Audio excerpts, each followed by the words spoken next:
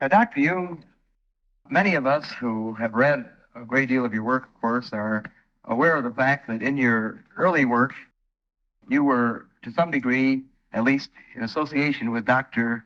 Sigmund Freud. And I know it would be of great interest to many of us to hear a little bit about how you happened to hear of Dr. Freud and how you happened to become involved with some of his work and ideas. Well, as a matter of fact, it was in the year 1900, in December, soon after Freud's book about dream interpretation had come out, that I was asked by my chief, Professor Bleuler, to give a review of the book. I studied the book very attentively, and I didn't understand many things in it, which weren't clear at all to me. But from others parts, I got the impression that this man really knew what he was talking about. And I thought that this is certainly a masterpiece, full of future. I had no idea then of ideas of my own. I was just it was just when I began my career as an assistant in the psychiatric clinic. And then I began with experimental psychology or psychopathology. I applied the experimental association method by Wundt, and the same that has been applied in the Kapellin's psychiatric clinic in Munich. And I had studied the results, and I had the idea one should go once more over it. So I made these association tests, and I found out that the important thing in them has been missed, because it is not interesting to see that there is a reaction, a certain reaction to a stimulus world. That is more or less uninteresting. But the interesting thing is why people could not react to certain stimulus worlds, or in an entirely inadequate way. And then I began to study these places in the experiment where the attention or the capability, apparently, of the test person began to waver or to disappear. And I found soon out that it is matter of intimate personal affairs people were thinking of, or which were in them, even if they momentarily did not think of them, when they were unconscious, with other words, that nevertheless an inhibition came from the unconscious and hindered the expression in speech. And then, in examining all these cases as carefully as possible, I saw that it was matter of what Freud called repressions. I also saw what he meant by symbolization. In other words, from your word association studies, some of the things in the interpretation of dreams began to fall into place, right? Your own thinking. Right. And then I wrote a book about the psychology of dementia precox, was called now schizophrenia. Yes. And I sent the book to Freud and wrote to him about my association experiments and how they confirmed his theory thus far. And that is how my friendship with Freud began. Now, one of the, of course, very fundamental ideas in the original psychoanalytic theory was Freud's conception of the libido as sort of a broad psychic sexual energy. Of course, we all know that you began to feel that, that Dr. Freud might have had perhaps a little bit too much stress on sexuality in his theory. Now, when did you begin first feeling this? In other words, was this the sort of a feeling that you had almost from the beginning? Or as time went by, did you begin to feel this way? Well, you see, in the beginning, I had naturally certain prejudice against his conceptions. And after a while, I overcame them. I could do that from owing to my biological training. And I could not deny the importance of the sexual instinct, you know. Yes. But later on, I saw that it was very one-sided. Because, you see, man is not only governed by the sex instinct, there are other instincts as well. For instance, in biology, you see, the nutritional instinct is just as important as the sex instinct. Also, in primitive societies, sexuality plays a role much smaller than food. Food is the all-important interest and desire. Sex, that is something I can have everywhere. They are not shy. But the food is difficult to obtain, you see, yes. And so it is the main interest. And then in other societies, for instance, in civilized societies, power drive plays a much greater role than sex. For instance, there are many big businessmen who are impotent because their whole energy is going into money making or dictating the laws to everybody else. That's much more interesting than affairs with women. So, in a sense, as you began to look over Dr. Freud's emphasis on the sexual drive, you began to think in terms of other cultures and broader ideas, and it began to seem to you that this wasn't really an emphasis that was universal or sufficiently universal to be important. Well, you know, I couldn't help seeing it because I had studied Nietzsche. I knew the works of Nietzsche very well. He had been a professor at Bali University, you know, and that the air was full of talk about Nietzsche. And so naturally I had studied his works here, and there I saw an entirely different psychology, which was also psychology, perfectly competent psychology, but all built upon the power drive.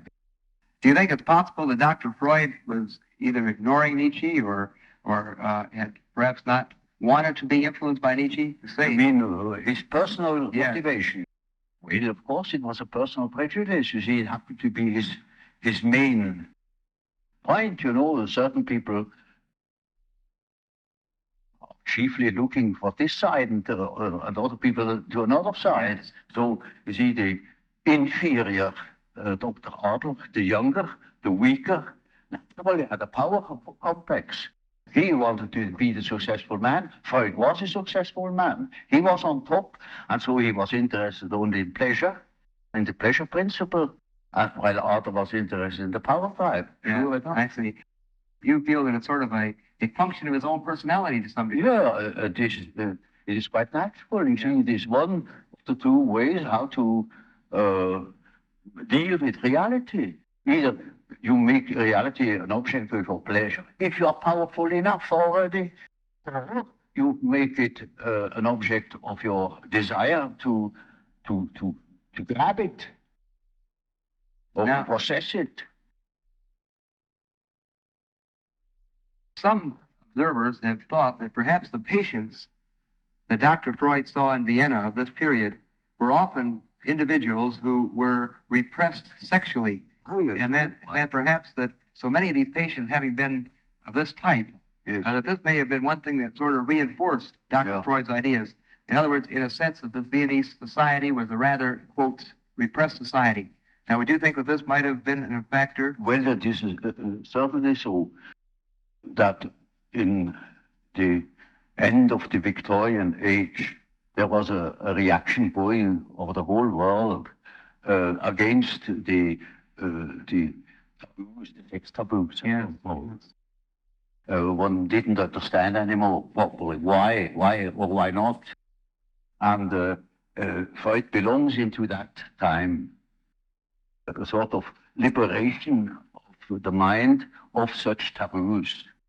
There was a reaction then against the sort of tight, inhibited culture he was living in. Oh, yes. And you see, Freud in that way, or on that side, really belonged to the category of a Nietzschean mind.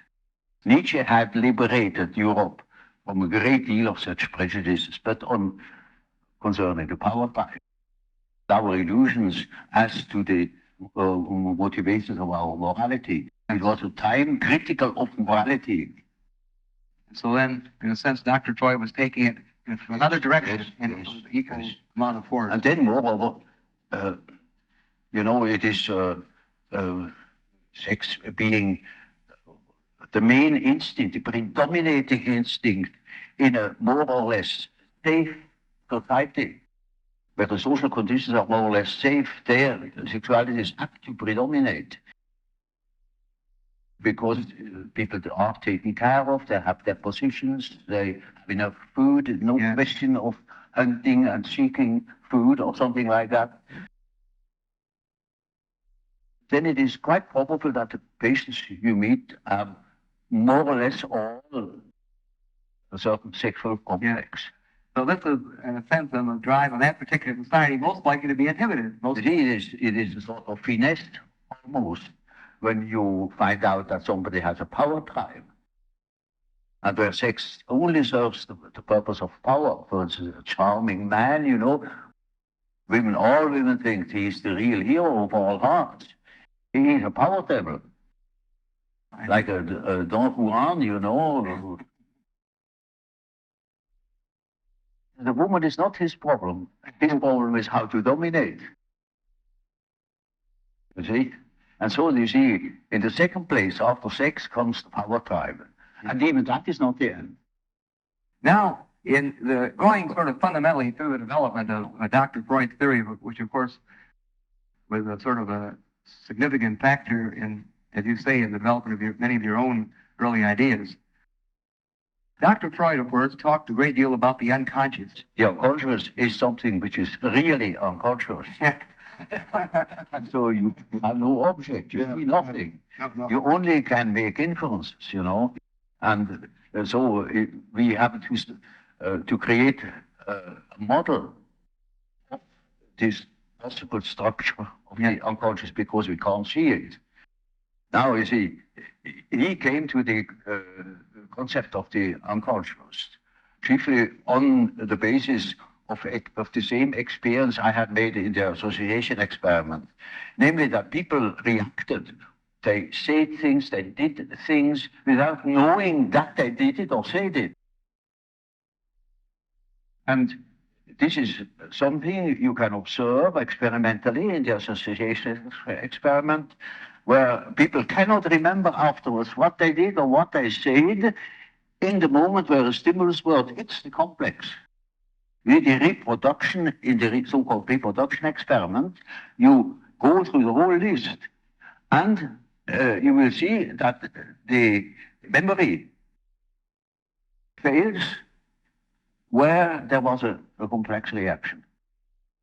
And that is the simple fact Freud has based his idea of the unconscious on, because that is what you can see time and again, that people, for instance, make a mistake in speech, or that they say something which they didn't mean to say, that should just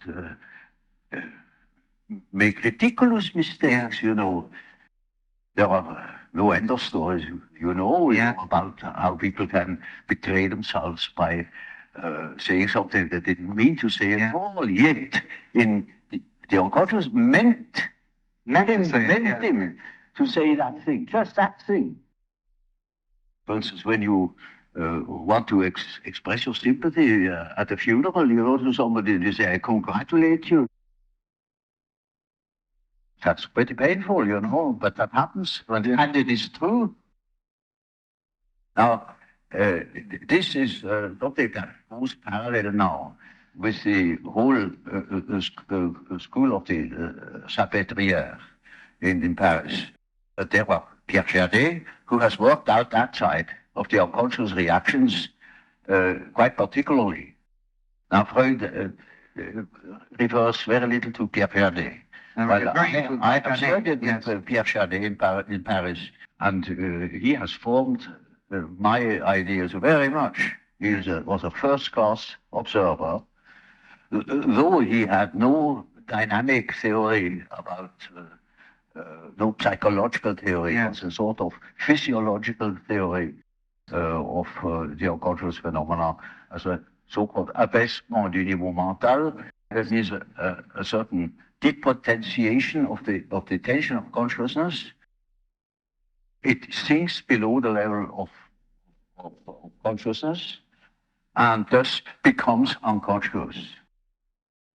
Now, that is right due to only, he says, it sinks down because it is helped, it is repressed from above. That was my first point of difference with Freud. I said there are cases, in my observation, where there was no repression from above, but the thing itself withdrew. Those contents that became unconscious had withdrawn all by themselves. They were not repressed. On the contrary, they have a certain autonomy. There I discovered the concept of autonomy, and that these contents that disappear have the power to move independently from my will. Either they appear when I want to say something definite, they interfere and say and speak themselves instead of what I wanted to say. Or they make me do something which I didn't want to do at all. Or they withdraw in the moment where I want to use them. They suddenly disappear. And this is independent of any of the, you might say in a sense, of the pressures on the conscious as Freud would have. Yeah, there can be such cases, sure. Yeah. No? But beside them, there are also the cases that show that the unconscious contents acquire a certain independence. And all mental contents that have a certain feeling tone that is emotional, has the value of an emotion, of an affect, have the tendency to become autonomous. So you see, anybody in an emotion will say and do things which he cannot vouch for. He must excuse himself because I was in a state. It was not compos mentis. Now, in addition to, of course, the repression, the fact that repressed material is present in the unconscious, of course, as I pointed out before, and as you mentioned briefly, Dr. Freud recognized that, in a sense, the individual was born sort of entirely sort of a victim of what he later called an id, or a total sort of unconscious, undeveloped, sort of a full animal organism. And he, I think it is not very easily seen where all these drives, all these instincts came from, as if there's some allusion to the fact that they are the result of phylogenetic inheritance, that they are carried over from previous developments. You see, nobody knows where instincts come from. They are there, you find them. That is a story that has been played millions of years ago. Yes. You know, sexuality has been invented, and I wasn't there, so I don't know how that happened. Feeding has been invented very much longer than even sex, and why and how it has been invented, I don't know. I haven't been there, so we don't know where that thing comes from. Yeah. And it's quite ridiculous, you know, to speculate about such an impossibility. So the question is only, where do those cases come from where instinct does not function? That is something within our reach, because we can study the cases where instinct does not function. Now, could you give us some rather specific examples of what you mean of cases where the instinct does not function? Oh, wait, you see, instead of instinct, which is a habitual form of activity, yes, take any other form of habitual activity. And once, suddenly, that thing doesn't function. But take a singer who is absolutely controlling his voice. Suddenly he can't sing. Or any other, take a man who writes fluently. Suddenly he makes a ridiculous mistake. There, his habit doesn't function. Well, you see, when you ask me something, I'm supposed to be able to react to you. Suddenly I'm bouche béant. For instance, if you succeed to touch one of my complexes, you can see me that I'm absolutely perplexed. I'm dépossédé. Well, we and words fail me. But we haven't seen you very perplexed. You haven't seen you very perplexed yet, actually. For instance, at exam psychology, you know, a fellow who knows stuff quite well, the professor asks him, he cannot say a word. Block. Yeah, block.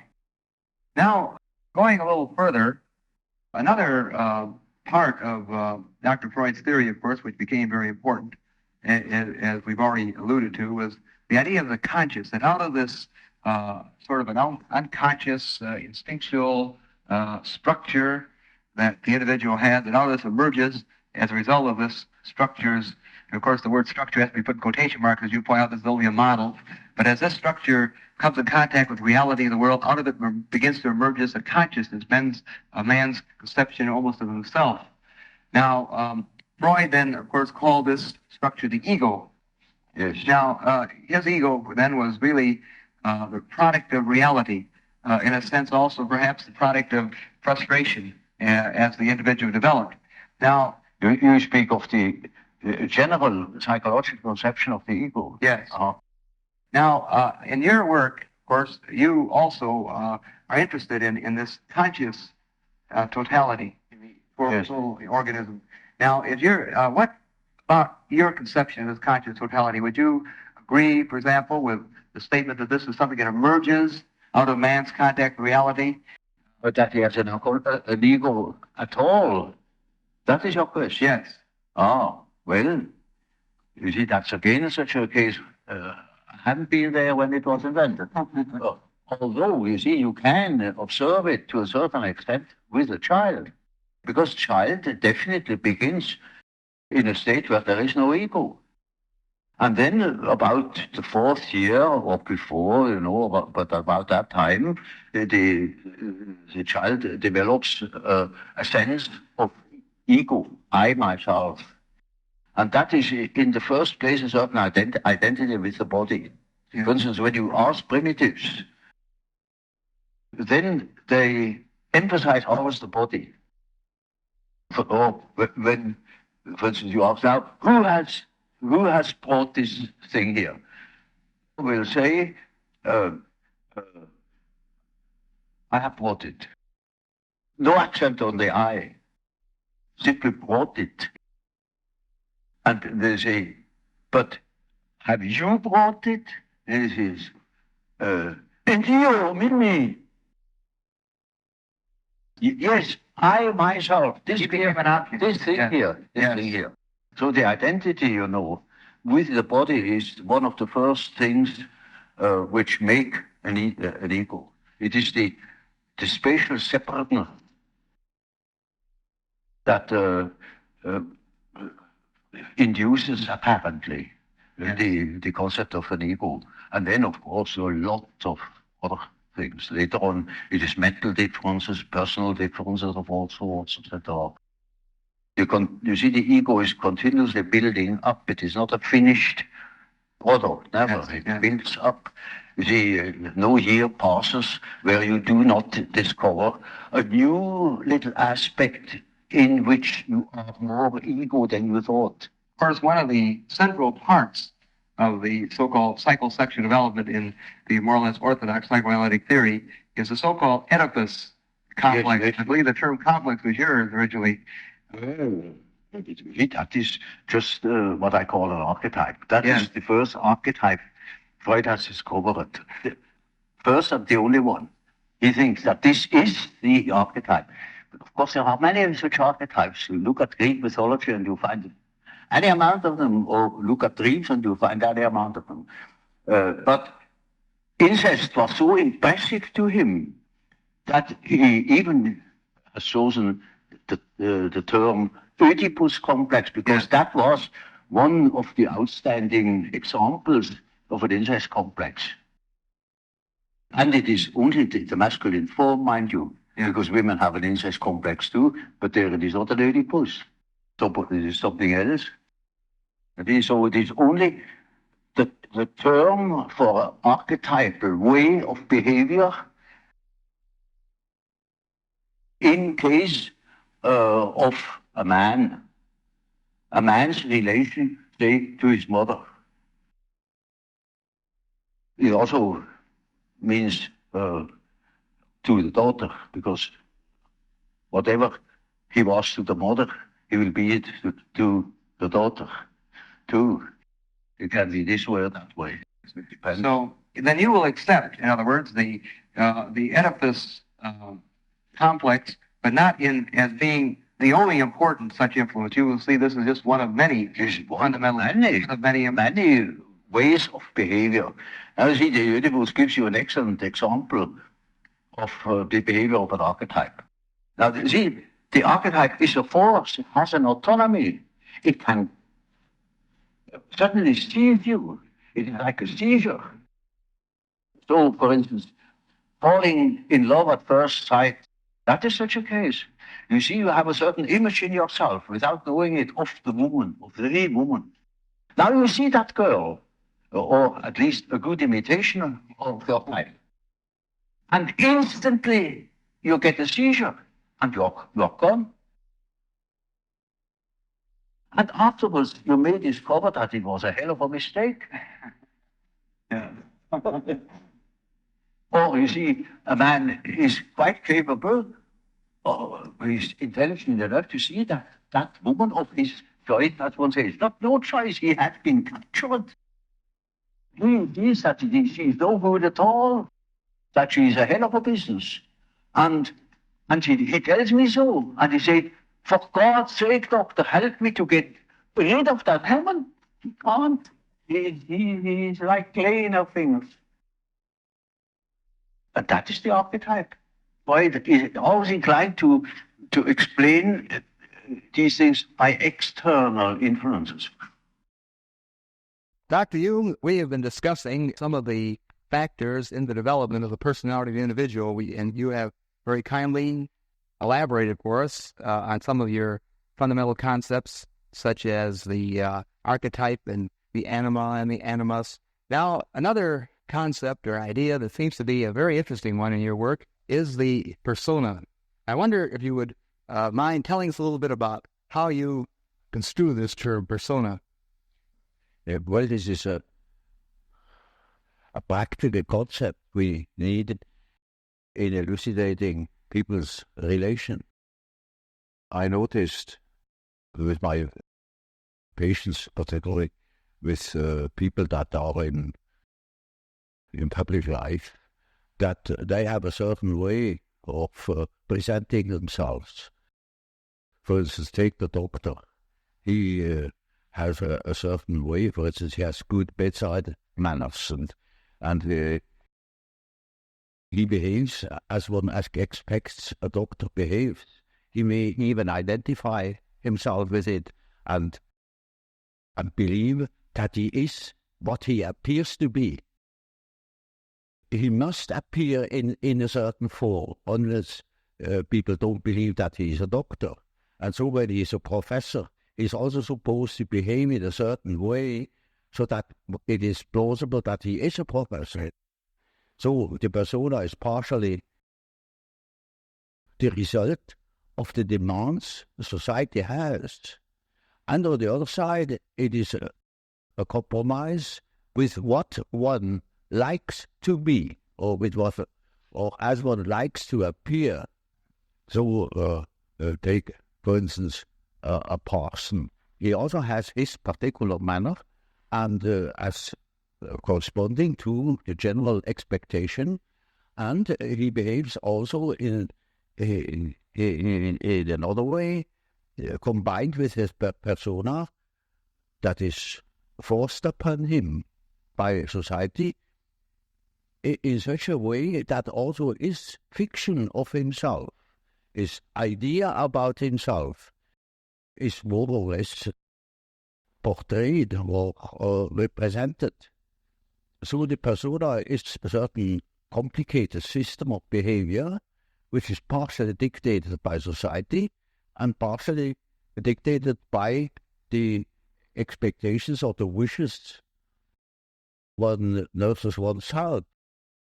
Now, this is not the real personality, in spite of the fact that people will assure that that is all quite real and quite honest, yet it is not. Now, such a performance, or say, the performance of the persona is quite all right as long as you know that you are not identical with the way in which you appear. But if you are unconscious of this fact, then you get into sometimes very disagreeable conflicts. Namely, people can't help noticing that at home, for instance, you are quite different from what you appear to be in public. And people who don't know it, they stumble over it in the end. They deny that they are like that, but they are like that. They are it. And then you don't know, now, which is the real man? Is he the man as he is at home or in intimate relations? Or is he the man that appears in public? It is a question of Jekyll and Hyde. Occasionally there is such a difference that you would almost be able to speak of double personality. And the more that is pronounced, the more people are neurotic. They get neurotic because they have two different ways. They contradict themselves all the time, and as much as they are unconscious of themselves. But they don't know it. They think they're all one. Everybody sees that they are two. And some know him only from one side, some others know him only from the other side. And then there are situations that clash, because if the way you are creates certain situations with people in your relations, and these two situations don't chime in, they are just dissonance. And the more that is the case, the more the people are neurotic. Actually, would you say that the individual may even have more than two personas? I mean, it can't afford it very well to play more than two roles. But there are cases, for instance, where people have up to 5 different personalities in cases of dissociation of personality, where, for instance, the one person, say, call it person A, doesn't know of the existence of the person B, but B knows of A. Or there may be a third personality, C, that doesn't know of the two others. There are such cases in literature, but they are rare. Very ordinary cases, it's just an ordinary dissociation of a personality. One calls that a systematic dissociation, in contradistinction to the chaotic or unsystematic dissociation you find in schizophrenia. What is the difference between the term ego as you see it and the term... Well, you see, the ego is supposed to be the representative of the real person. For instance, in the case where B knows of A, but A doesn't know of B, in that case, one would say the ego is more on the side of B, because the ego has a more complete knowledge, and A is a split-off personality. You also use the term self. Would this have a different meaning than, say, ego or... Oh, yes. Oh, yes. You see, when I say self, then you mustn't think of I, myself, because that is only your empirical self, and that is covered by the term ego. But when it is matter of the self, then it is matter of a personality that is more complete than the ego, because the ego is only consists of what you are conscious of, what you know to be yourself. For instance, in our example, B that knows A, and A doesn't know B, B is relatively in the position of the self.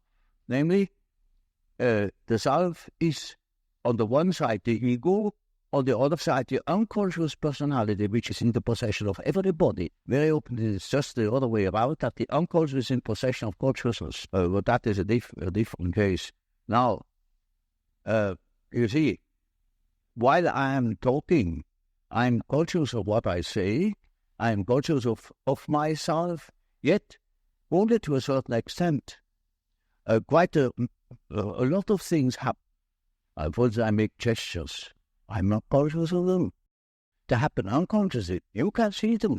I may say or use words, and I can't remember at all having used those words, or even at the moment I'm not conscious of them. So any amount of unconscious things occur in my conscious condition.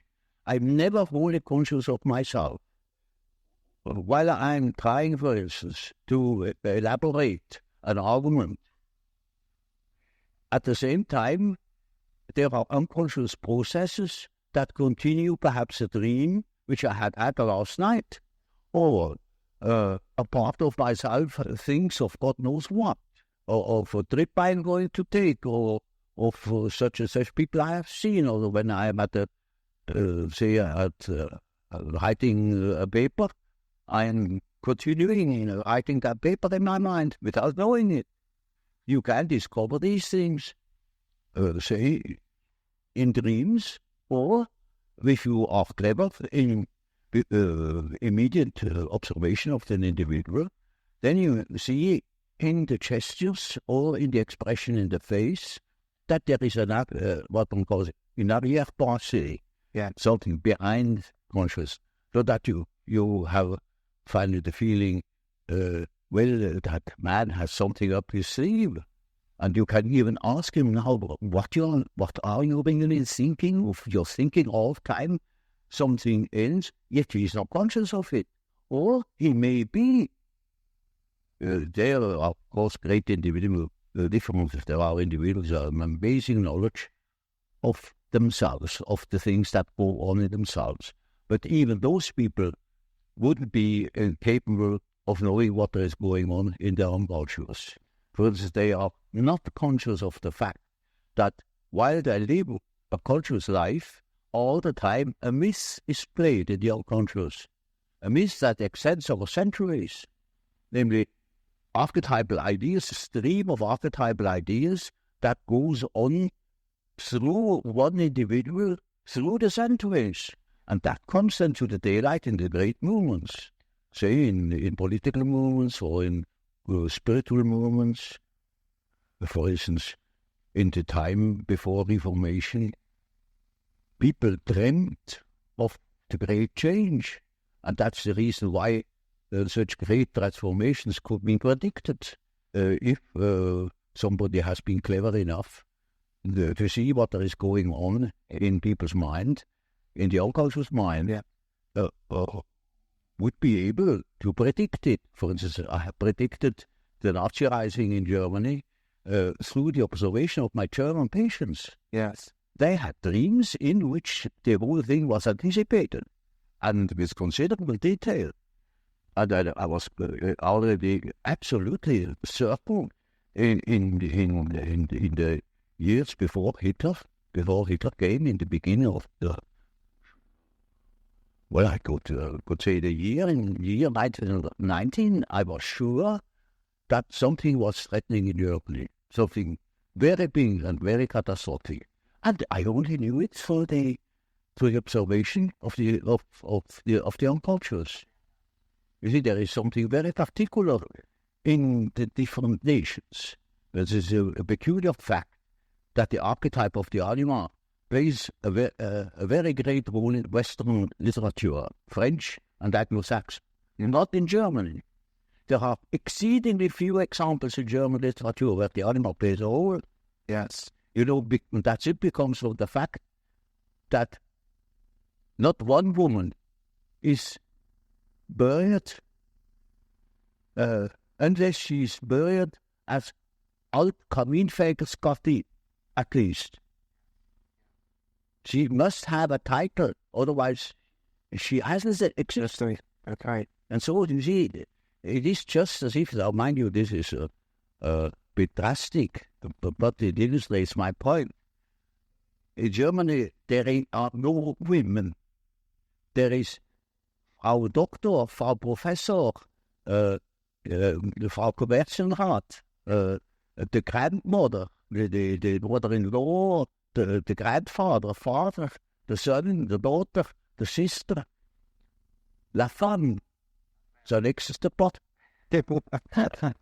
Well, it is the idea, you see. Now, that is an enormously important fact, which shows that in the German mind, there is going on a particular myth, something very particular.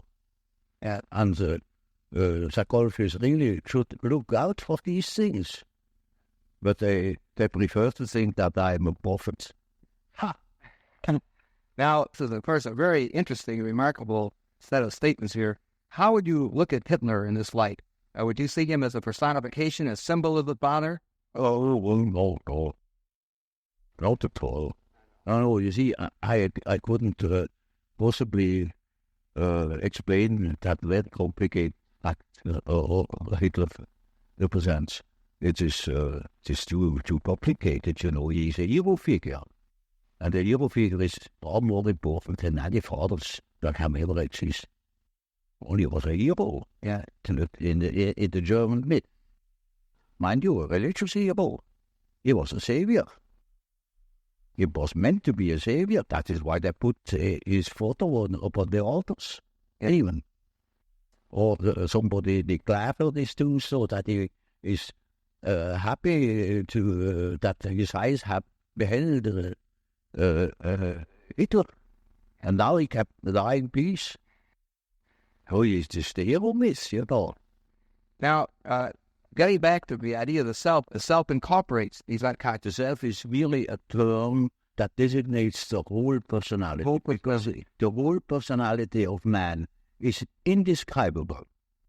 His consciousness can be described. His unconscious cannot be described, because the unconscious, as I must repeat myself, is always unconscious. And it is really unconscious. It really does not know it. And so we don't know our unconscious personality. We have hints, we have certain ideas, but we don't know it really. Nobody can say where man ends. And that is the beauty of it, you know. It's very interesting.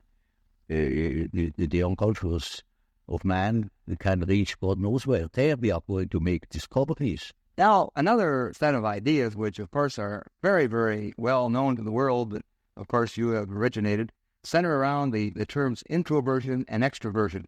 Yeah. And I know that you're aware of the fact that these terms have now become so widely known that the man on the street is using these terms constantly, describing his wife or his friends and so on and so forth. It's become probably the most used psychological concepts by the layman that we have.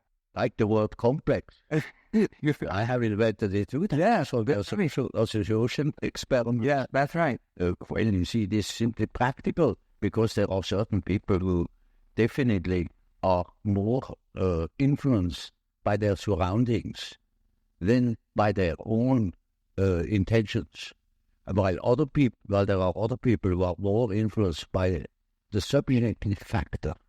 Now you see, the subjective factor, that's very characteristic, was understood by Freud as a sort of pathological or autoerotism.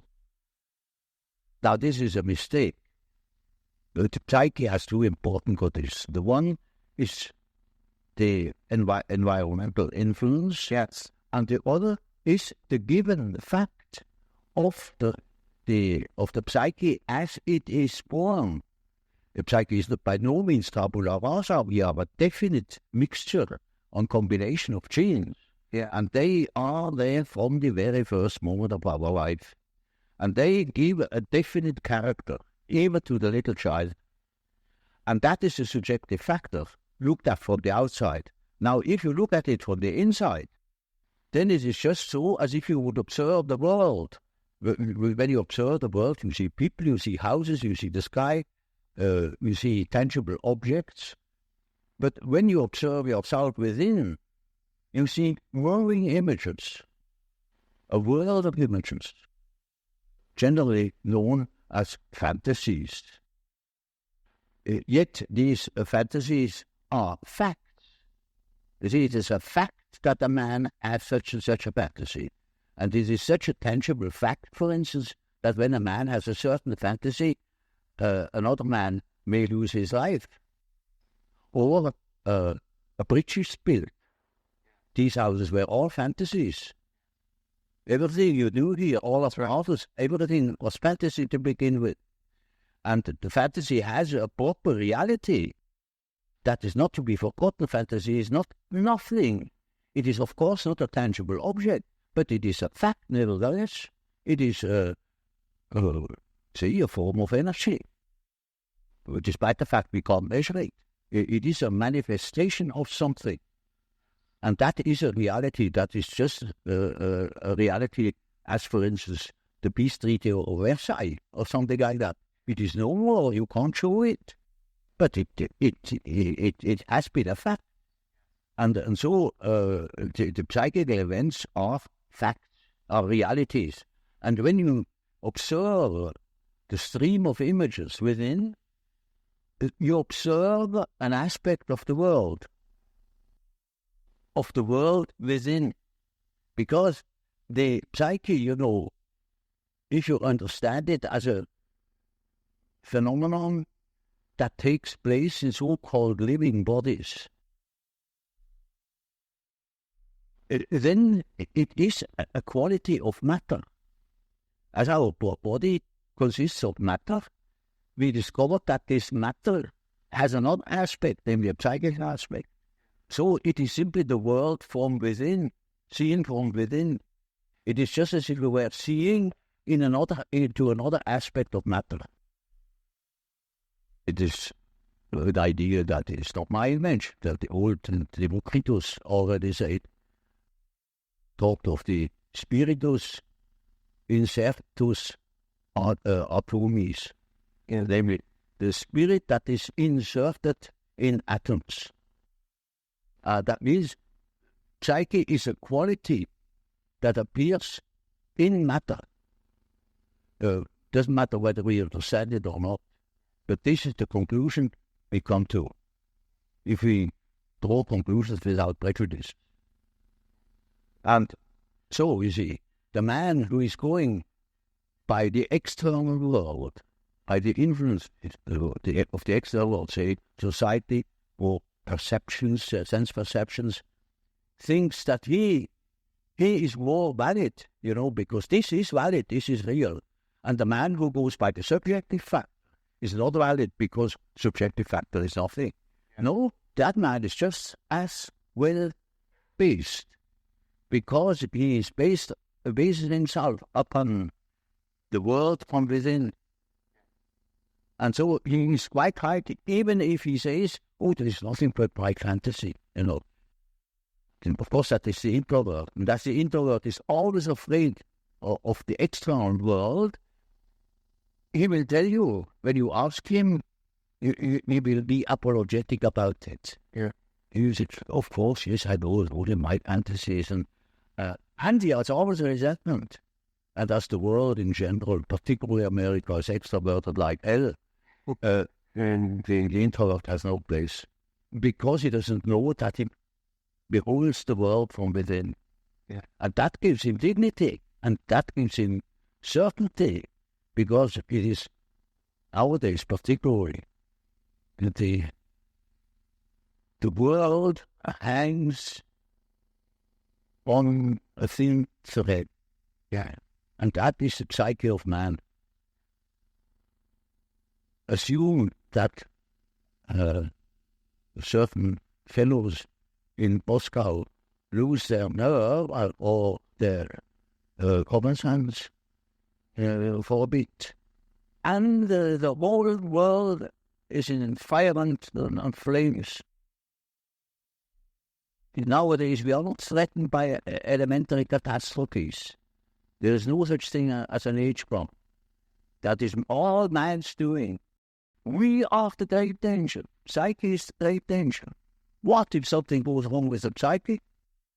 It is demonstrated to us in our days what the power psyche is of man. How important it is to know something about it, but we know nothing about it.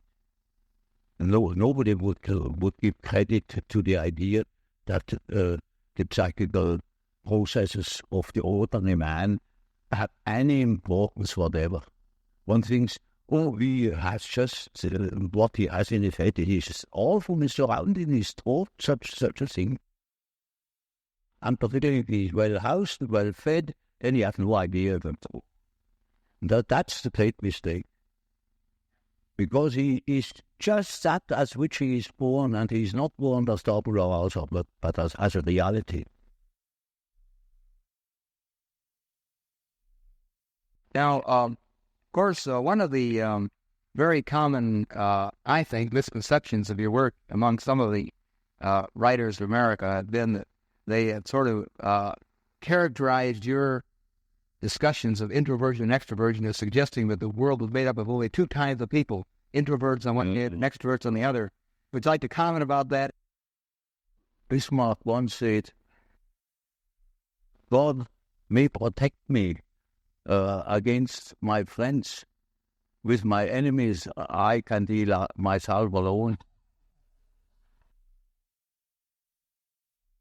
We know how people are. They catch a word, and then everything is schematized along that word. There is no such thing as a pure extrovert or a pure introvert. Such a man would be the lunatic asylum. Those are only terms to designate a certain penchant, a certain tendency. For instance, the tendency to be more influenced by environmental influences or more influenced by the subjective type. That's all. And you see, there are people who are fairly well balanced and are just as much influenced from within as they are from without. Yeah, just as little. And so with all the finer classifications, you know, they are only a sort of point de repère, points for orientation. My whole scheme of typology is merely a sort of orientation. Namely, there is such a factor as introversion. There is such a factor as extroversion. The classification of individuals means nothing at all. This is only the instrumentarium for the practical psychologists to explain, for instance, a husband to a wife or vice versa. For instance, it is very often the case, one could almost say, it is almost the rule, but I don't want to make too many rules in order not to be schematic, that an introvert marries an extrovert for compensation, or another type marries the counter type to complement himself, for instance.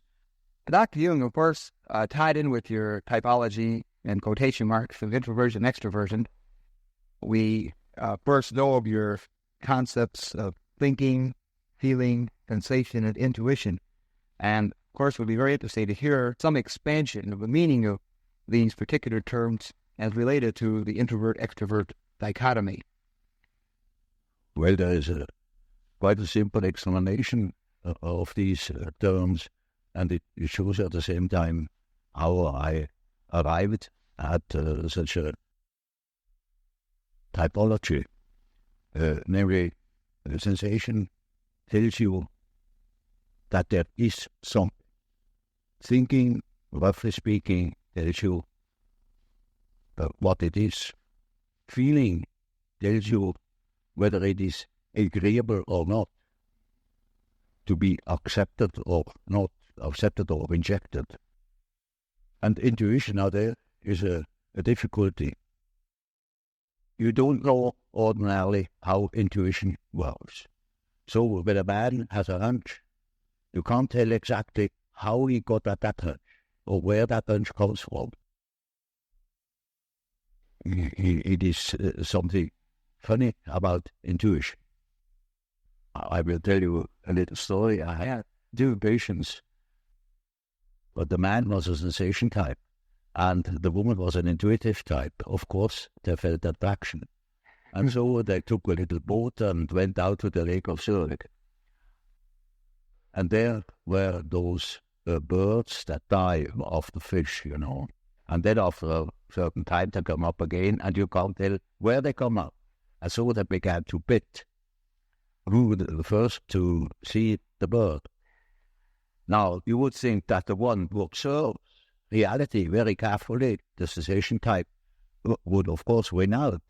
Not at all. The woman won the bet completely. She was beating him on all points.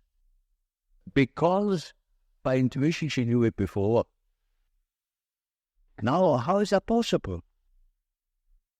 Well, sometimes, you can really find out how it works by finding the intermediate links. You see, it is a perception by intermediate links, and you only get the result of that whole chain of association. Sometimes you succeed in finding out, but more often you don't. So my definition is, intuition is a perception by ways or means of the unconscious. That is as near as I can get. Now, this is a very important function, because when you live under primitive conditions, a lot of unpredictable things are likely to happen. And there you need your intuition, because you cannot possibly tell by your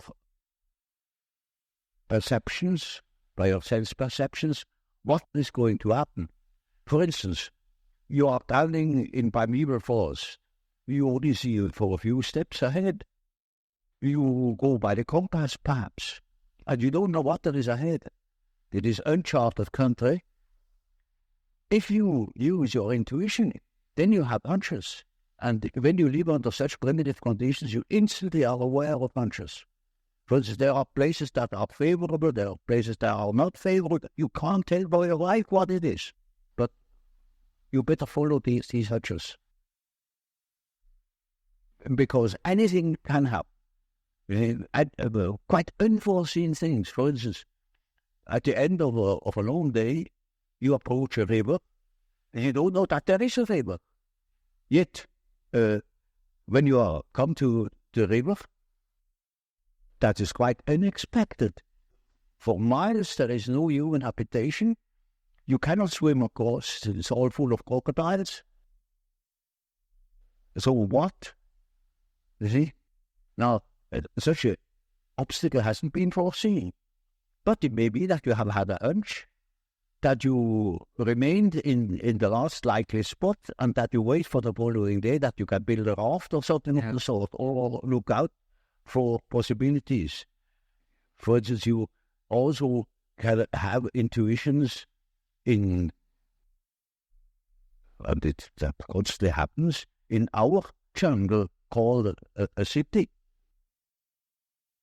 You can have a hunch, something is going wrong, particularly when you are driving an automobile.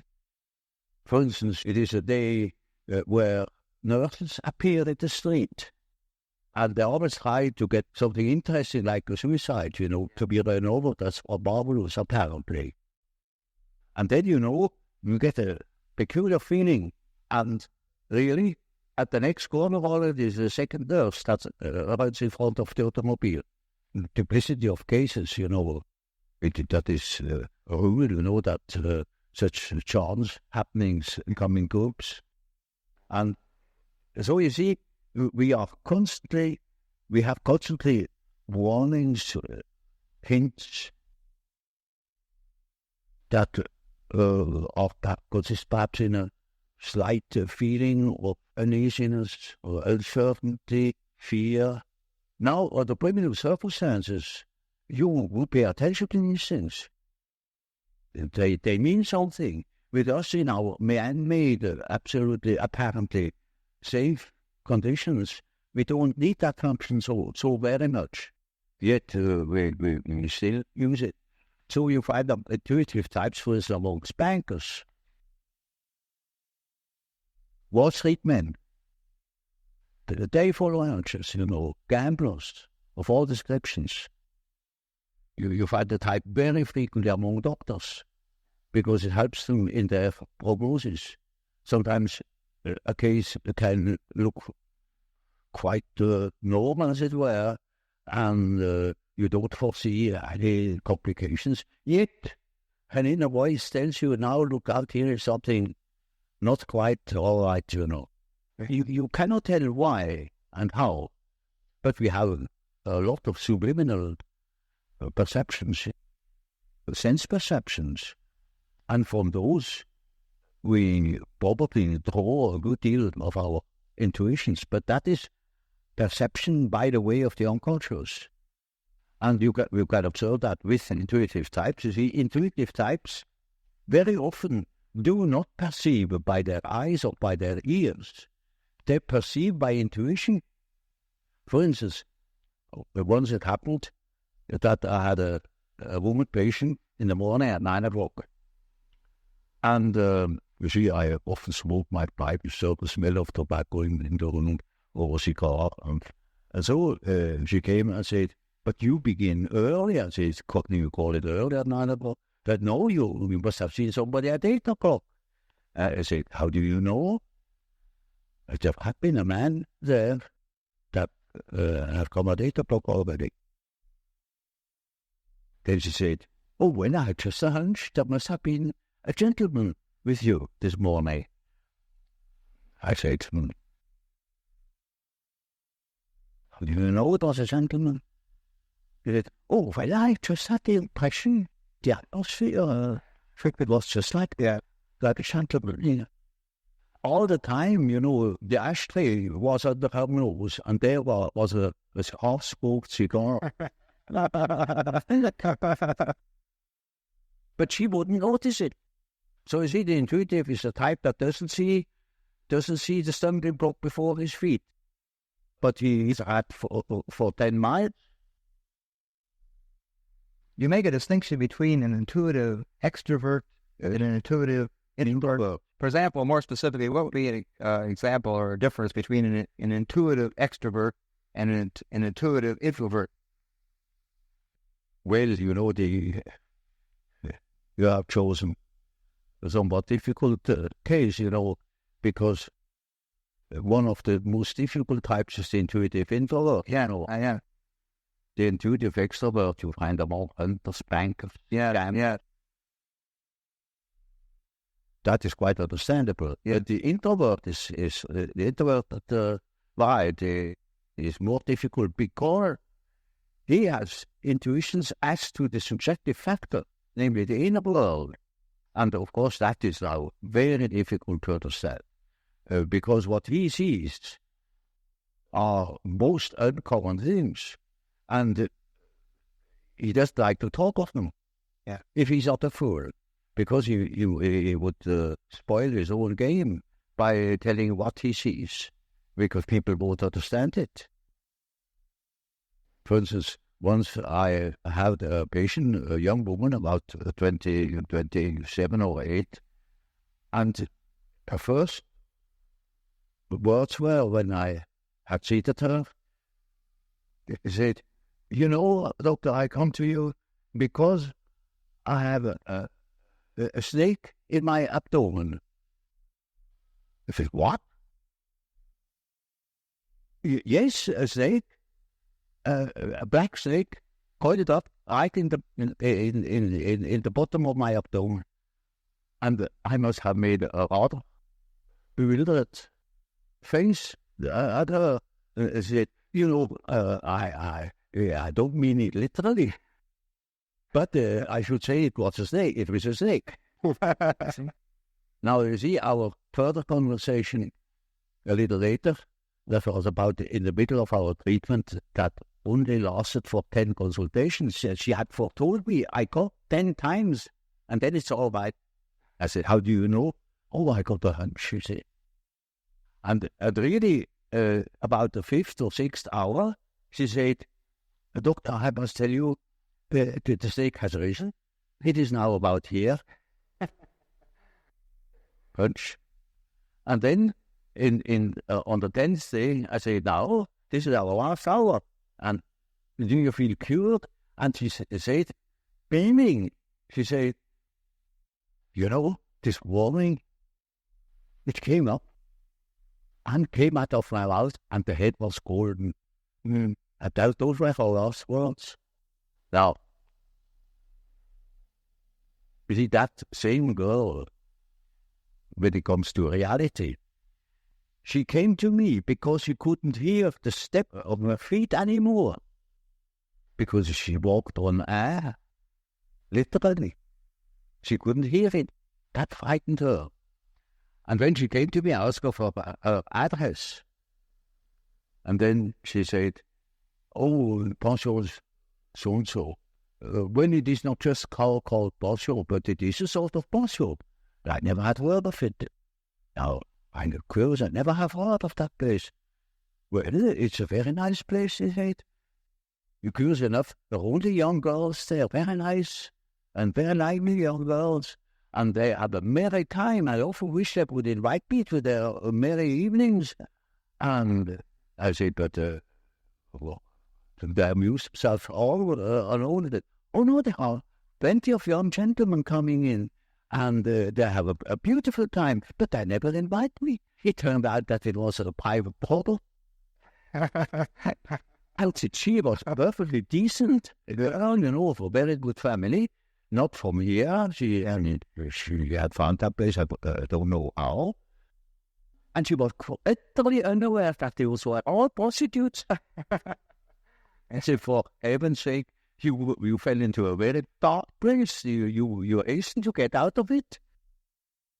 You see, that was her sensation. Yeah. She didn't see reality, but she had hunches like anything, and there came more.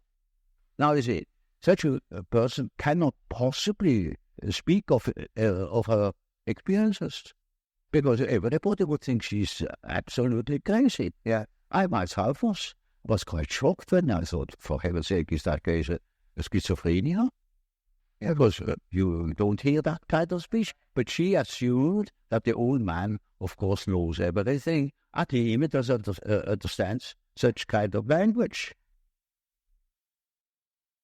So you see, if the introverted intuitive would speak what he really perceives, then back and over to the other side, he would be misunderstood.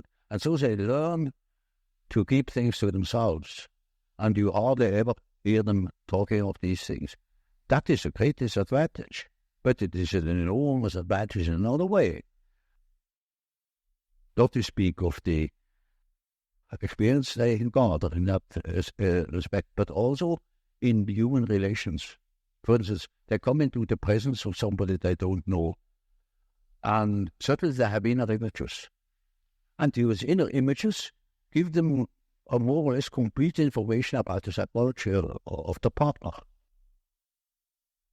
You know, that is, but the case can also happen that they come into the presence of somebody who they don't know at all, not from Adam, and they know an important piece out of the biography of that person, and are not aware of it. So the introverted intuitive has, in a way, a very difficult life, although one of the most interesting lives. Yeah. But it is difficult often to get into their confidence, you know. Yeah, because you say they're afraid that people will think they're sick. The things that are interesting to them or are vital to them are utterly strange to the ordinary individual.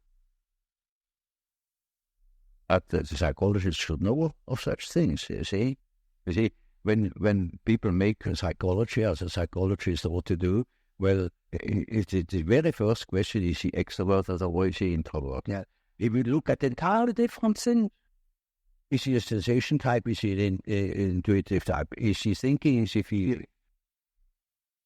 Because you see, these things are complicated, that they are still more complicated, because the introverted thinker, for instance,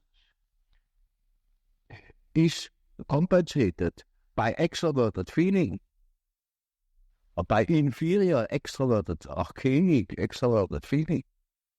So an introverted thinker may be very crude in his feeling, like, for instance, the introverted philosopher that is always carefully avoiding women will be married by his cook in the end.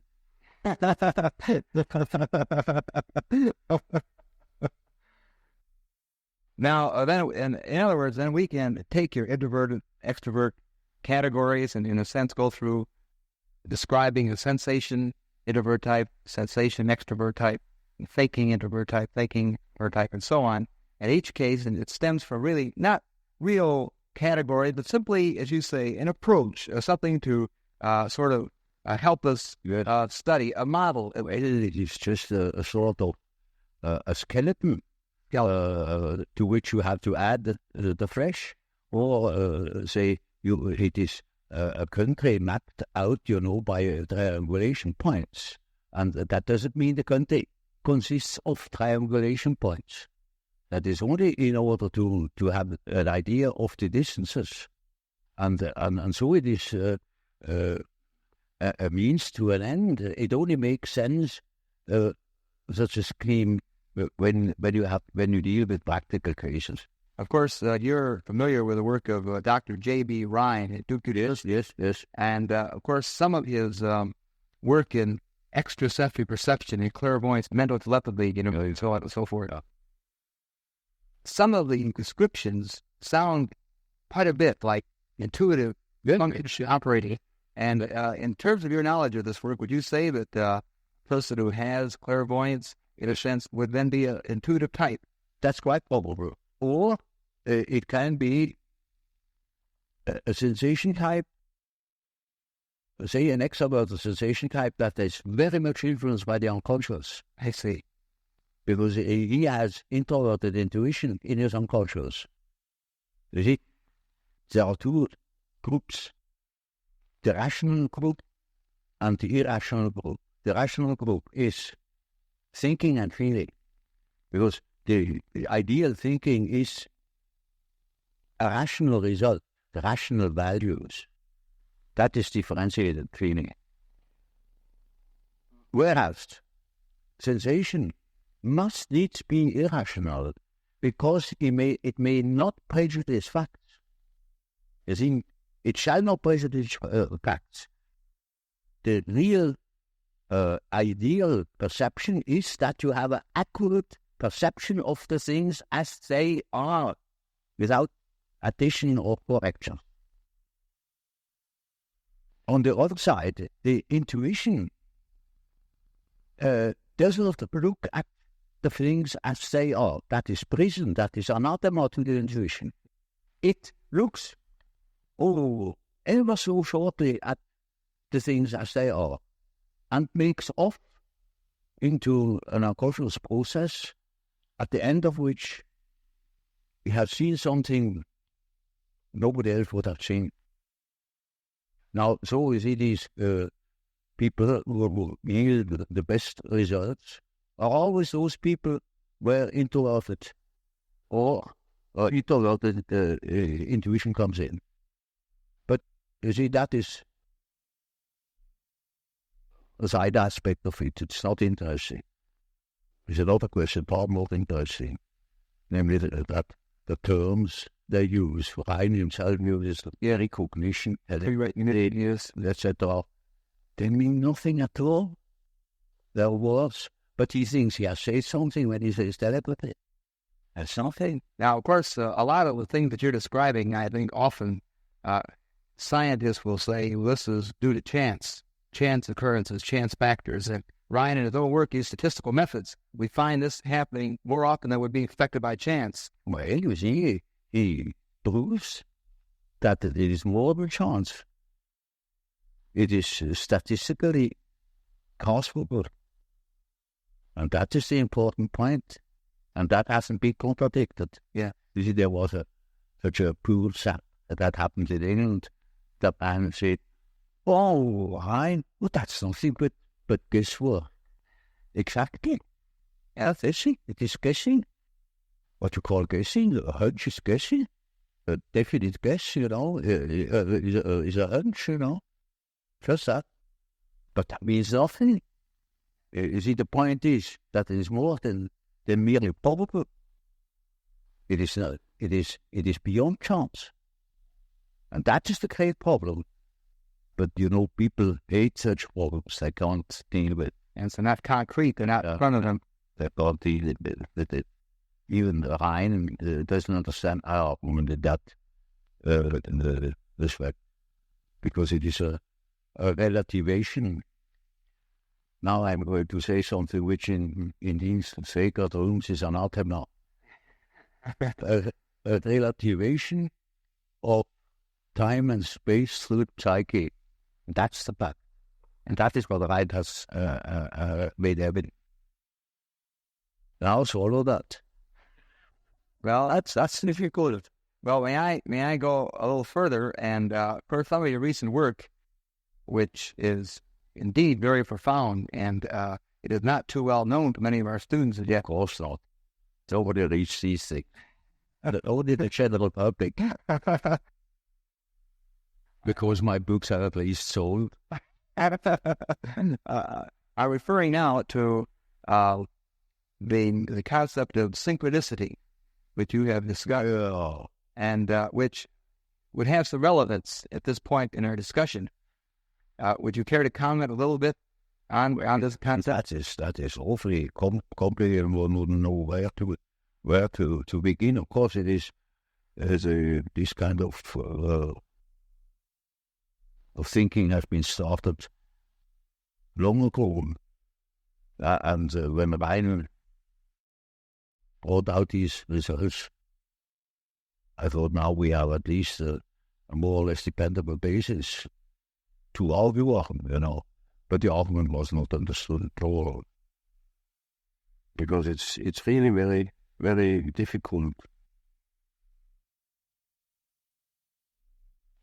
There are plenty of facts in the observation of the unconscious where you will come across cases of a very peculiar kind of parallel events, namely that, say, I have a certain thought or a certain definite subject is occupying my attention, my interest. At the same time, something else, quite independently, happens that portrays just that thought. Now, this is utter nonsense, looked at from a causal point of view. That it is not nonsense is made evident by the results of Wright's experiments. There is a probability, it is something more than chance, that such a case occurs. Now, I never made statistical experiments except one in the way of Wright for another purpose. But I have come across quite a number of cases where it was most astounding to find that two causal chains happened at the same time, but independent upon each other, so that you could say they have nothing to do with each other. Of course, it's quite clear. For instance, just so I speak of a red car, and at that moment a red car comes here. Now, I hadn't seen it. It was impossible because it was behind the building. In this moment, the red car appears. Now, that's mere chance. The Wright's experiment proves that these cases are not mere chance. Of course, many of these things are occurrences where we cannot apply such an argument, otherwise we would be superstitious. We can't say, now this car has appeared because here was, some remarks have been made about the red car. It's not cause and effect. This is a miracle that a red car appears. It is not, it is chance, just chance. But these chances happening more often than chance allows. And that shows that there is something behind it. So we see Aion has a whole institute and with many co-workers, and as the means, we have no means here, to make such experiments. Otherwise, I probably would have done them. But this just was physically impossible. So I had to content myself with the observation of facts. The sort of question that is so important as we try to understand the individual, and this centers around the problem of motivation, why the person does what he does. Now, to a great degree, you've already talked about this when you talked about archetypes. Now, in the work of Dr. Freud, he spoke of libido as an energy, and earlier we spoke of libido and the fact that you felt that it was more than just sexual energy. You thought it to be something much broader. Now, you have certain principles about psychic energy which are indeed very provocative. Now, one of the principles I believe you referred to as the principle of entropy. Well, only I allude to it. The main point is, the standpoint of energetics as applied to psychical phenomena. There you have no possibility to measure exactly. So it always remains a sort of an analogy. Freud, for instance, uses the term libido in the sense of a sexual energy. And that is not quite correct. You see, if it is sexual, then it is a power, like electricity, or any other form of manifestation of energy. Now, energy is a concept.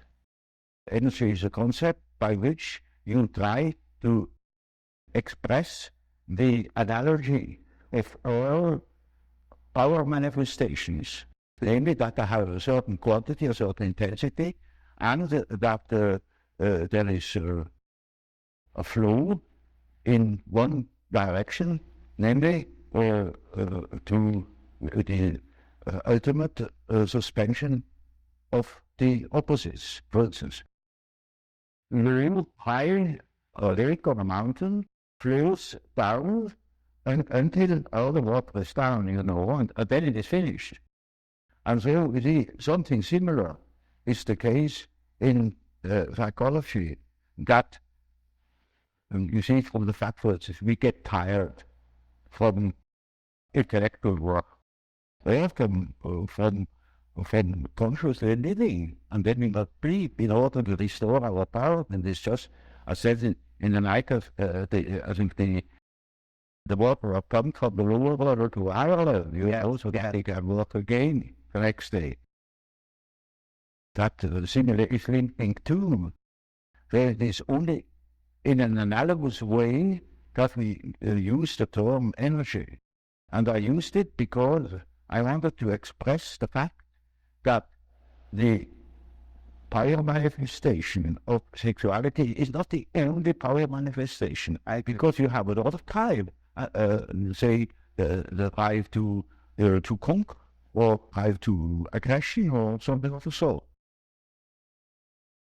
There are many theories, you see, for instance, to take animals, the way they are building their nest, the urge of the traveling bird, that migrates. They are driven by a sort of energy manifestation. You see, the meaning of the word sexuality would be entirely gone if everything is that. So Freud himself saw that this is not applicable everywhere, and later he corrected himself by assuming that there are also ego drive. They say, now that is something else. That's another manifestation. Now, in order not to presume or to prejudice things, I speak simply of energy. An energy. It is a quantity of energy that can manifest via sexuality or via any other type of drive.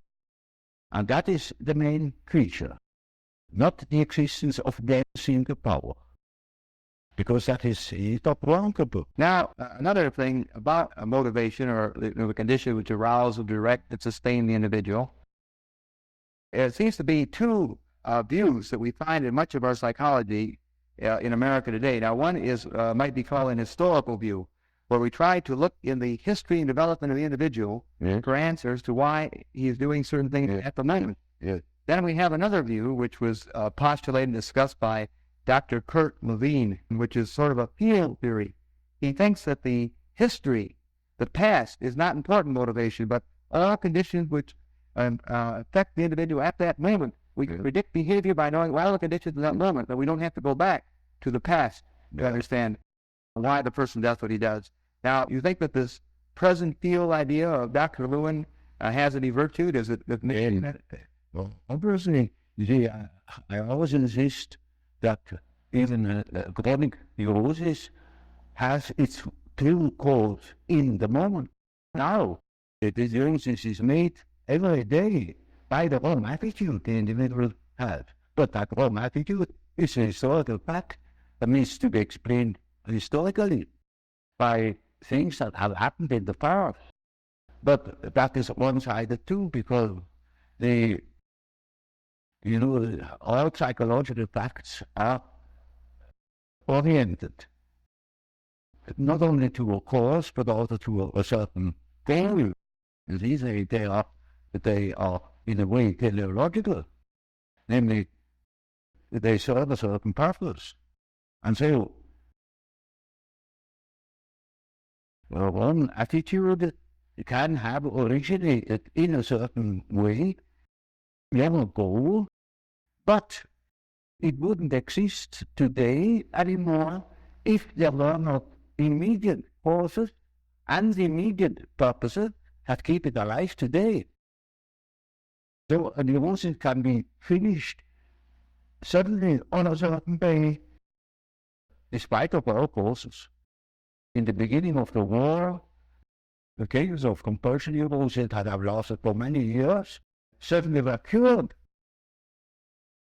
because they got into an entirely new condition. It is like a shock. You see that with shock. Even the schizophrenia can be vastly improved by a shock, because that's a new condition. It is a very shocking thing that shocks them out of their habitual attitude, and then they are no more in it, and then the whole thing collapses. The whole system that has been built up for years. So in therapy, in working with a patient, you would not say that it's absolutely imperative to have to reformulate all of the past life in order to help them with his present neurosis. You feel that you could deal with him at the moment with his problem as it is at this time. That it's not necessary to go back and probe into things that happened to him during his second and third year of life. You see, there is no system about it in therapy. In therapy, you treat the patient as he is in the present moment, irrespective of causes and such things. That is all more or less workable. There are cases who know just as much about their own neurosis as I know about it, in a way. In such cases, I can start right away with posing the problem. For instance, there is a case, a professor of philosophy, and he imagines that he has cancer. And he shows me several dozen X-ray plates that prove that there is no cancer. He says, of course I have no cancer. But nevertheless, I'm afraid I could have one. I have consulted so many surgeons, and they all assure me there is none. And I know there is none. Therefore, I might have one, you see, and that's enough. Now, you see, such a case can stop from one moment to the other. He simply stops thinking such a foolish thing. But that is exactly what he cannot do. And in such a case, I say, well, it's got a painting, it's nonsense what you believe. Now, why are we forced to believe such nonsense? What is the power that makes you think such a thing against your free will? You know it is nonsense, and why should you think it? Or what purpose do you think it? Well, and what is that power that makes you think such a thing? It's like a possession, you know. Exactly, like a demon, and then lives in things like that, in spite of the fact that he doesn't want it. Then you have the problem. That is the problem of an intellectual man. And then I say, now, you see, you don't know, you have no knowledge. I have no answer. Now what are we going to do? Now we're going to see what you dream, because the dream is a manifestation of the unconscious side. I never had thought of the unconscious side. So I must explain to him that he has an unconscious, and that the dream is a manifestation of it. And if we succeed in analyzing the dream, we might get an idea about that, how if that makes him think like that. You see?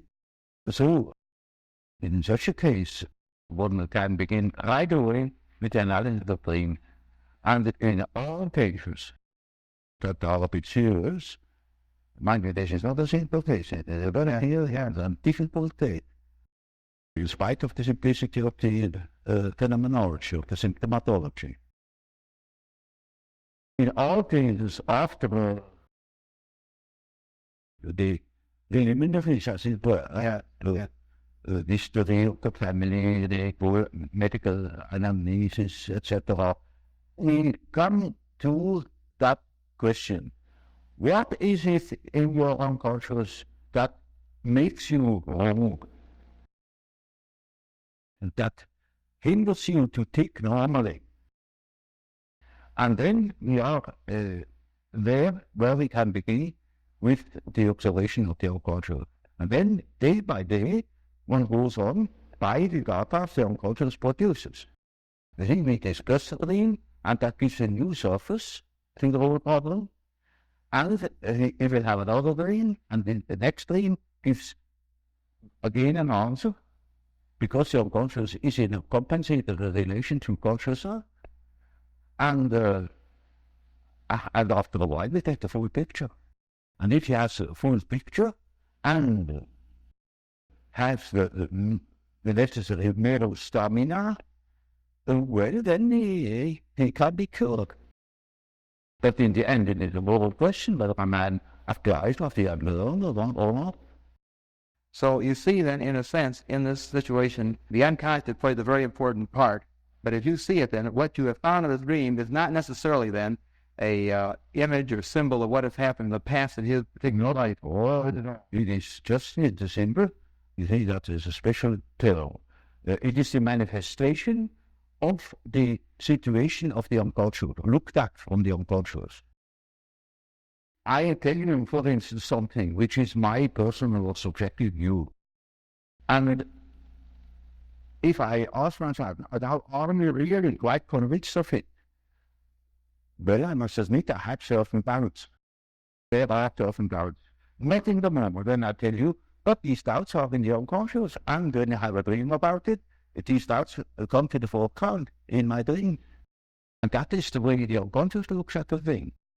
It is just so as if the unconscious will say, yes, that's all very well what you are stating, but you omit entirely such and such a point. Now, if the unconscious acts on its present situation, looking at this in broad motivational terms, now this theft of the unconscious is not something which is a result of repression in the same way the orthodox psychoanalyst looks at it all, and as you know, it may be, you know, that what the unconscious has to say is so disagreeable that one prefers not to listen. And in most cases, people would be probably less neurotic if they could admit the things, of these things of, it's a bit difficult when you have disagreement or inconvenient or something of the sort. So there is always a certain amount of repression, but that is not the main thing. Not the main thing is that they are really unconscious. And you see, if you are unconscious about certain things that ought to be conscious, then you're dissociated. And then you are a man whose left hand never knows what the right is doing and counteracts or interferes with the right hand. Now such a man is hampered all over the place. Would there be a great deal of equivalence between the unconscious of a particular individual who has been raised in one culture and another individual who was raised in an entirely different culture? Well, you see, that question is also complicated because when we speak of the unconscious, we almost should say which unconscious, namely, is it that personal unconsciousness which is characteristic for a certain person, for a certain individual. So that you have the personal unconscious. This is one unconscious, Personal unconscious. and you call it the personal. And in treatment, for instance, in the treatment of neurosis, you have to do with that personal unconscious for quite a while. And then only dreams come that show that the collective unconscious is touched upon. As long as there is material for personal nature, you have to deal with the personal unconscious. But when you get to a question, to a problem, which is not now merely personal, but also collective, you get collective thinking. Now, the distinction then between the personal unconscious and the collective unconscious then is that the personal could be more involved with the immediate life of the individual. Well, for instance, every society has collective problems, collective convictions, and so on. Now, we are very much influenced by them. For instance, you belong to a certain political party or to a certain confession. And that can be a serious determinant of your behavior. Now, as long as your personal conflict doesn't touch upon it, it's no question, it doesn't appear. But the moment you transcend your personal sphere and come to your unpersonal determinants, say to the question, a political question, or any other social question, which really matters to you, then you are confronted with a collective problem, and then you have collective freedom. I wonder if it would be too presumptuous of me to ask if you could, for the moment, think of an actual case of perhaps a patient or a friend in which you might show us how the personal and the collective unconscious were acting, say, his neurosis, or perhaps in a problem that he may have. Well, you see, there is an enormous amount of personal dreams, for instance, with the fact how your relation is to your father, or to your mother, or to your wife, and so on, with all sorts of individual variations. Now, suppose a patient comes to that level, or that his conflict begins to become really very serious, so that his mind might suffer. Then he can have a collective dream in which clearly mythological motives appear. There are plenty of examples in literature. Right, an introduction to psychology of conscious, of such dreams. I remember, for instance, about a very learned man and very rational, and he had, of course, a lot of personal problems, and they got so bad that he got into a very evil relations to his whole surroundings. He was, for instance, a member of a society, and he got into a war with the people of that society, Yeah. And it was very quite shocking. Now, he started this collective dream. Suddenly, he dreamt of things he had never thought of in his life before. He's a lot in the bottle, and he thought he was crazy, because he couldn't understand it at all. And he thought, just as if the whole world were God's car. Now that is what you see in cases of schizophrenia. But you take that case of schizophrenia. As examples, you can take any of these collective dreams I published. To make it clear, I should tell a long story. Then you see where it applies, or otherwise it makes no sense, and then something short. Yeah, I agree with that case of that intuitive world. Yeah. Suddenly came out with the statement that she had a black snake in the bed. Yeah. Well, now, that is a collective symbol. That is not an individual fantasy. That is a collective fantasy. Yeah. That is it well known in India. Well, she had nothing to do with India, but we have it too. It was similarly known. That's a pretty unknown. So, I, even in the first moment, thought, perhaps he's crazy. But you got to go highly into it. And it is in India known, and it is the basis of a whole kind of the system of Tantrism. This is Kundalini. Kundalini is certain, I think, you see? And that is something known to some few specialists. Generally, it's not known that we have a certain in the abdomen. But that is a collective, you see? That is a collective dream, or collective fantasy. Yeah. Now, when bodies are living, the individual, is it possible that things that trouble them and cause tension, that he represses? Now, these things that he represses will become part of the personal unconscious. Part of the personal unconscious. Yes. He doesn't repress consciously always. These things disappear. Yeah. They disappear, and Freud explains that by an act of repression. But you can prove that these things never have been conscious before. They simply don't appear. And you don't know why they don't appear. Of course, available, you can say, when it comes up, you say, that is why they didn't appear, because they were either compatible with the cortical attitude. But that is afterwards. You couldn't predict it.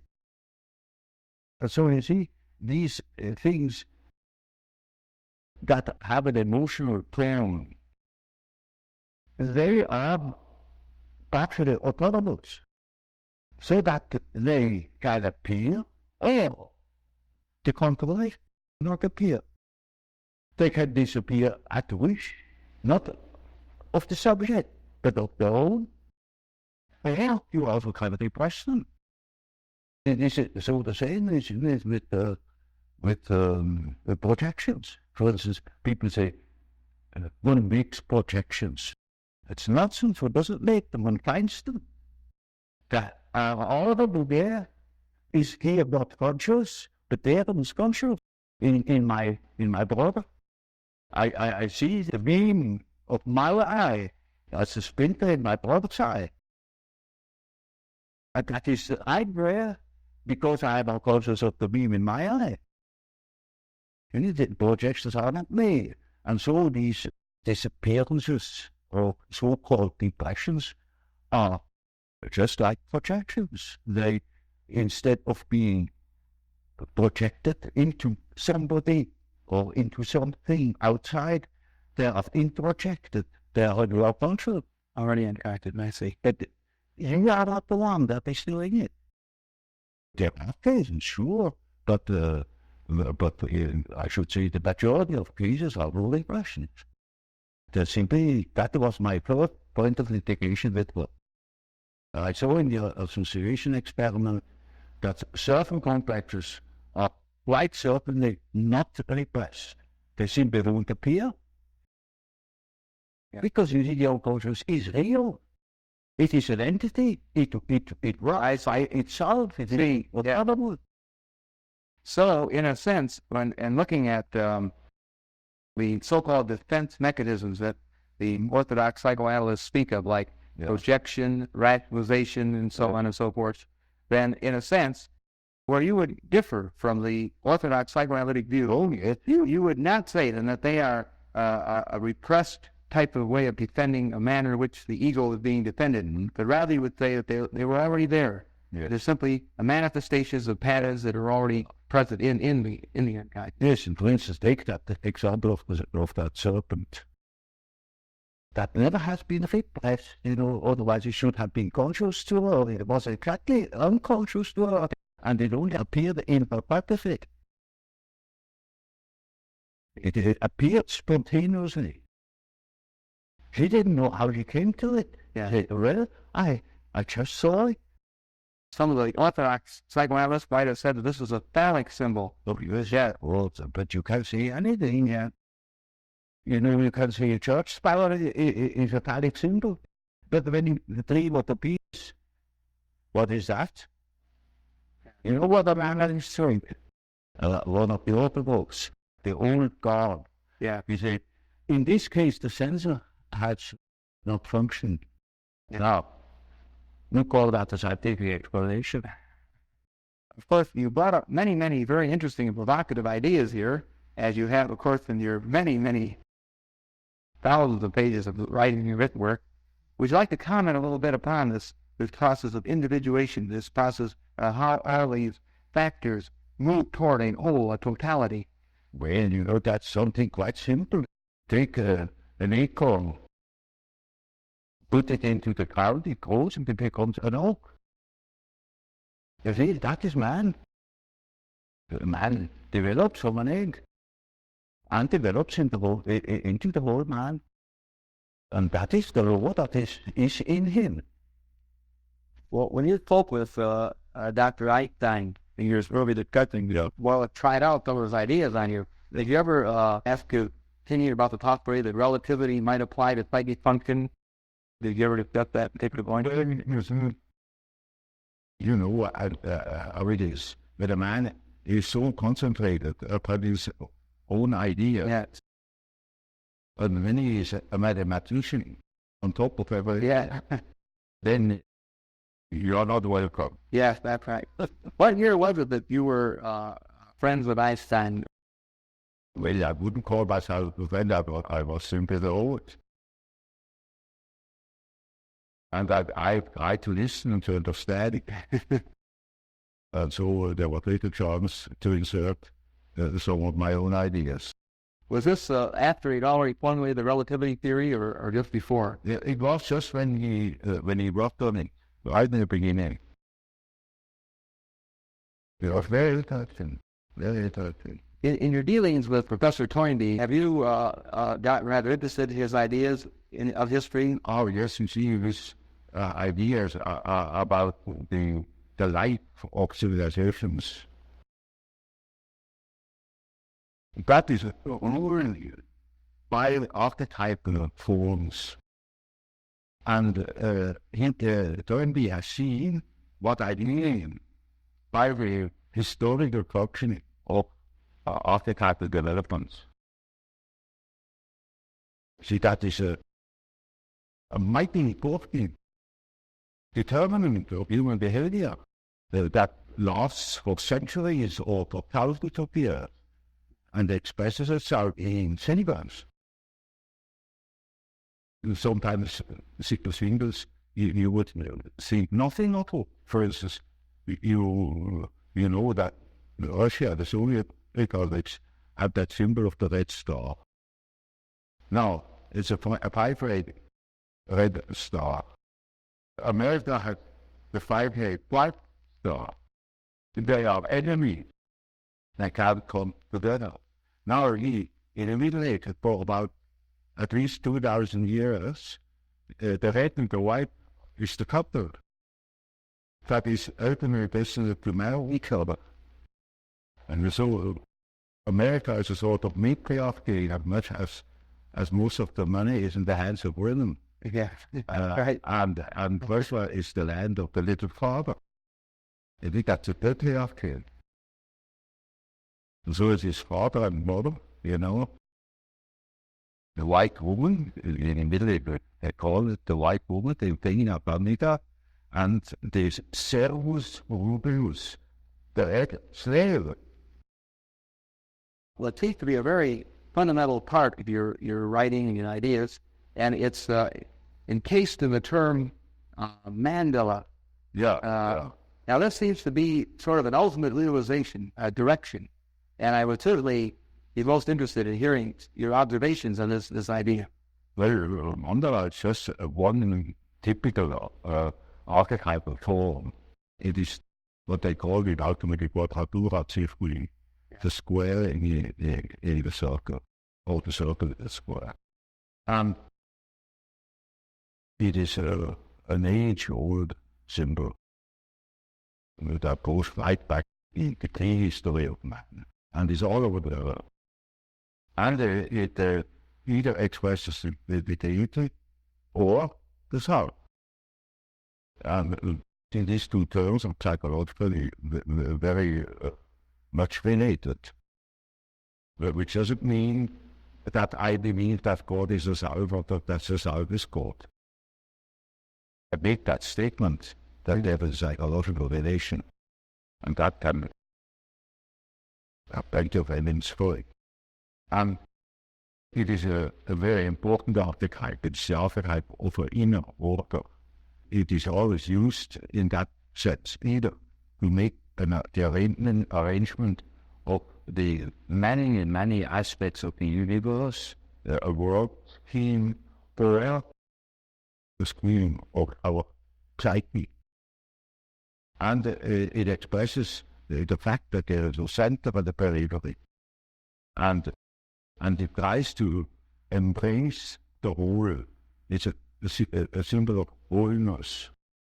In a moment where, we should say, during a treatment, when there is truth, disorder, and chaos in a man's mind, then this symbol can appear as in the form of a mandala in a dream, or when you may imagine like a Taskugoins or something of the sort. There is continuity affairs as a compensatory archetype, bringing order, showing the possibility of order, centeredness. And it is a center which is not coincident with the ego, but with the wholeness, the big wholeness. We are wholeness, which I call the South. This is the term of wholeness. And I not whole in my ego. My ego is a fragment of that personality. So you see, that the center of a mandala is not the ego. It is the whole personality, the whole self, the center of the whole personality. And it plays a very calling English, for instance. But in the Middle Ages, equally. And then it has been lost, it has been thought of the mere allegorical decorative motive. But in a matter of fact, it is a highly important and highly autonomous symbol that appears in dreams and so on, or in folklore. We usually say that the main archetype. And speaking of this totality, which you say is very unified in the self, and of course, like you suggested here, there's the mandala, with this very important archetype symbolizing this balance, I believe. Yes.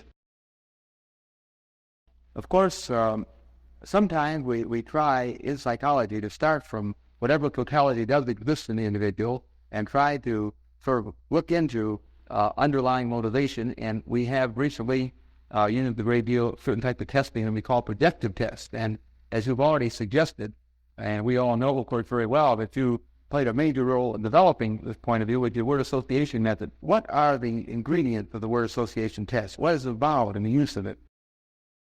You mean the practice? Yes, the method use of it, yes. Well, you see, in the beginning, when I was a young man, of course, I was completely disoriented. Patience.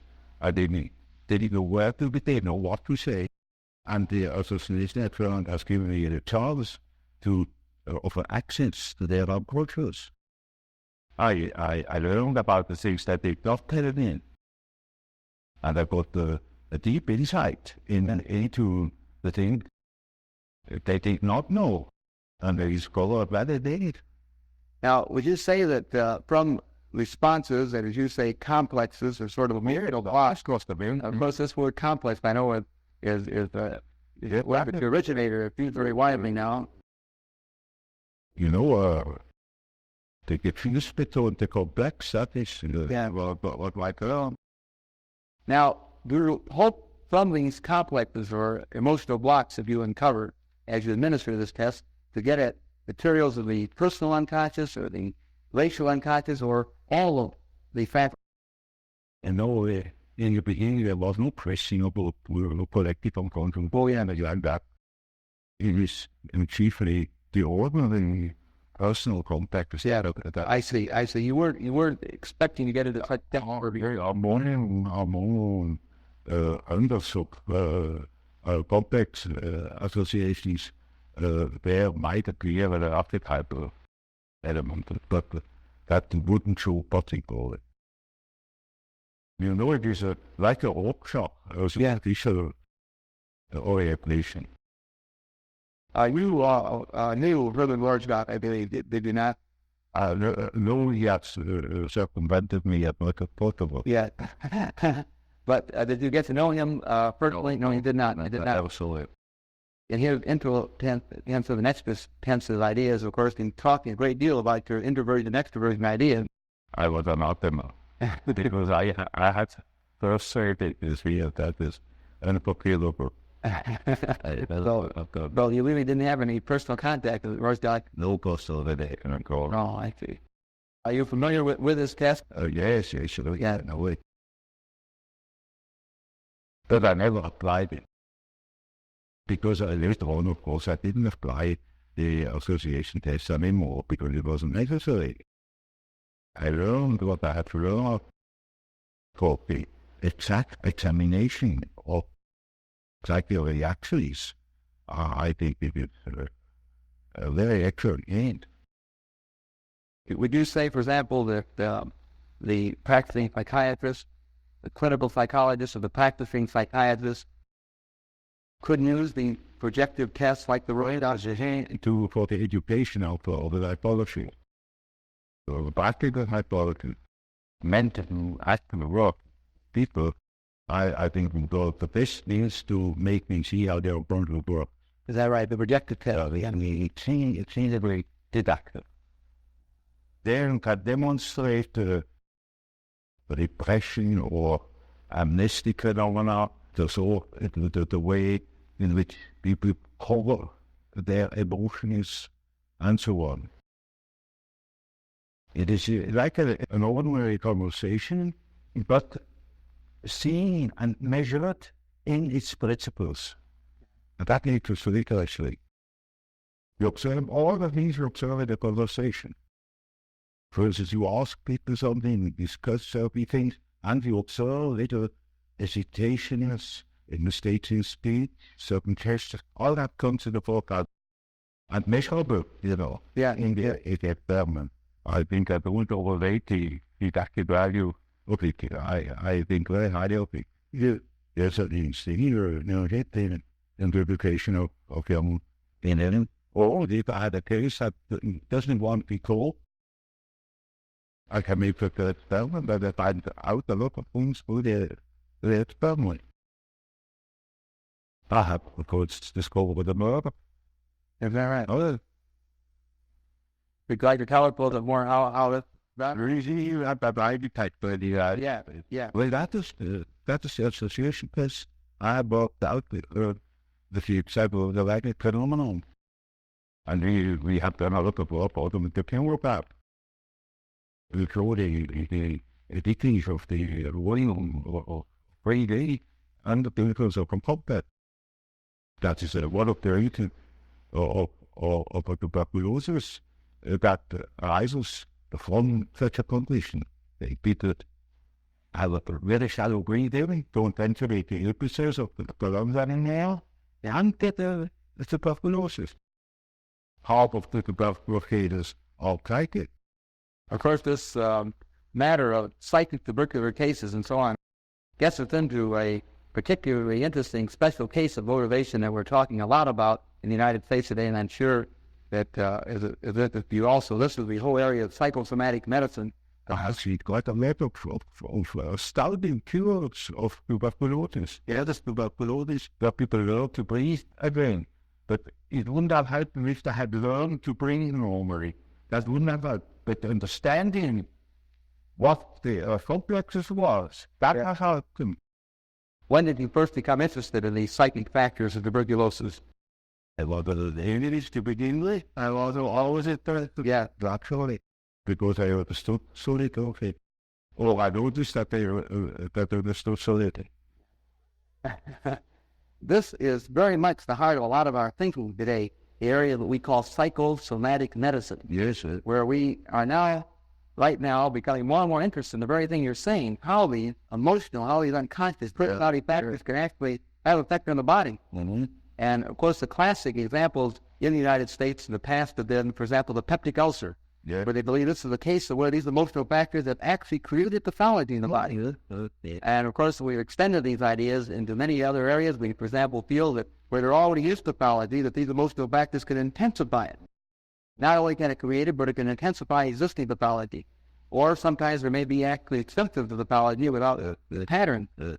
Now, for example, many of our physicians, or as you say, alienists in America, say that 60 or 70% of their patients are not individuals who have anything that really physically is wrong with them, but they have disorders that are of psychosomatic origin. Yeah, that's well known. Well, yeah. Known since more than 50 years. But the question is how to cure them.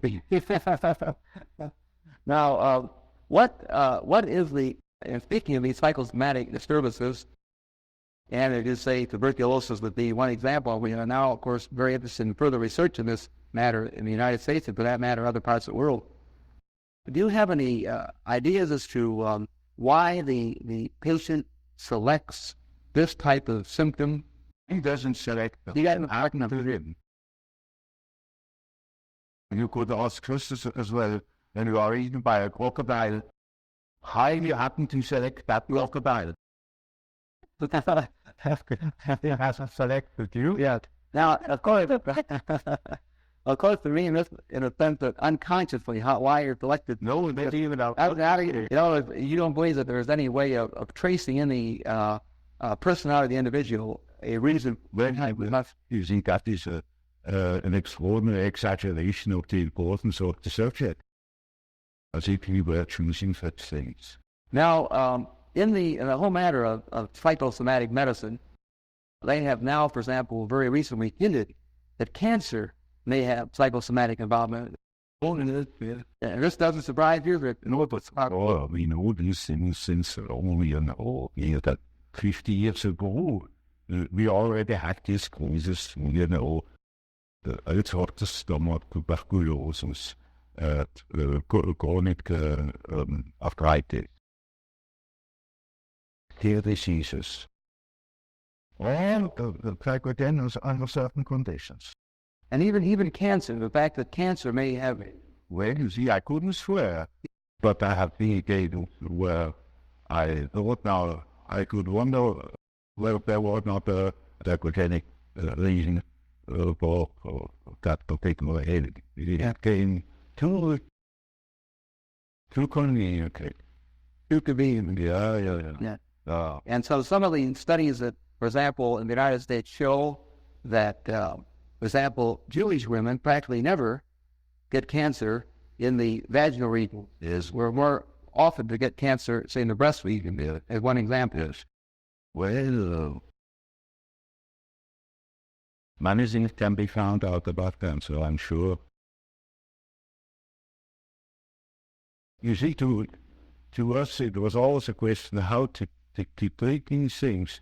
And anything is possible. Any disease has a psychological accompaniment. And it all depends, perhaps life depends upon it, whether you treat such a patient psychologically in the proper way or not. That can help tremendously. Even if you cannot prove in the least that the disease itself is psychogenic. Or you can have an infectious disease in a certain moment of a psychiatrical ailment or predicament, because you are particularly accessible to an infection. Yeah. Because angina is such a typical psychological disease. Yet it is not psychological in its physical causation. It's just an infection. But why then? Well, it was a psychological moment. And you see, when it is established and there's high fear and an abscess, you cannot cure it by psychology. Yet it is quite possible that you can avoid it by a proper psychological attitude. So I have an interest in psychosomatic medicine. It's pretty old stuff to you.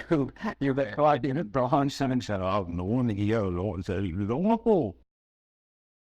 And so you're not at all surprised by the new development. For instance, the toxic aspect of schizophrenia. I published it 50 years ago. Just 50 years ago, now when with this corruption. You see, you're far ahead in America with technological things, but in psychological matters and such things, you're 50 years back. Asians don't understand it. Because the fact that absolutely, I don't want the general collective, you see, we are not yet aware of what they is. There are plenty more of those than people have an idea of. I told you that there is a federation who didn't even know what they always got was wrong, so it was a alteration. You see, everyone who says that I'm a mystic, is just an idiot. He doesn't understand the first word of psychology.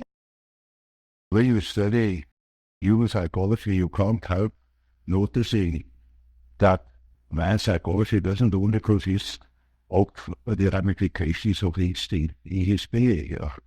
This is not the only determinant. There are many other. And the study of man from his biological aspect only is by far insufficient to understand human psychology. It is absolutely necessary that you study man also in his social and general environments. Because either, for instance, the fact that there are different kinds of society, different kinds of nations, different traditions, and to that purpose, it is absolutely necessary that one treats the problem of the human psyche from many standpoints, which is a most considerable task, naturally. Thus, after my association experiment, when I realized that there is obviously an unconscious, the question arose, now, what is this unconscious? Does it consist merely of remnants of conscious activities, or are there beings that are practically forever unconscious? In other words, is the unconscious a factor in itself? And I soon came to the conclusion that the unconscious must be a factor in itself, because I observed time and again that, for instance, the people's dreams or schizophrenic patients' delusions, fantasies, contain the motive which they couldn't possibly have acquired in our surroundings. This depends upon the fact that child was not born tabula rasa, but is a definite mixture of or combination of genes. And although the genes seem to contain chiefly dynamic factors of a certain behavior, they have a tremendous importance also for the arrangement of the psyche.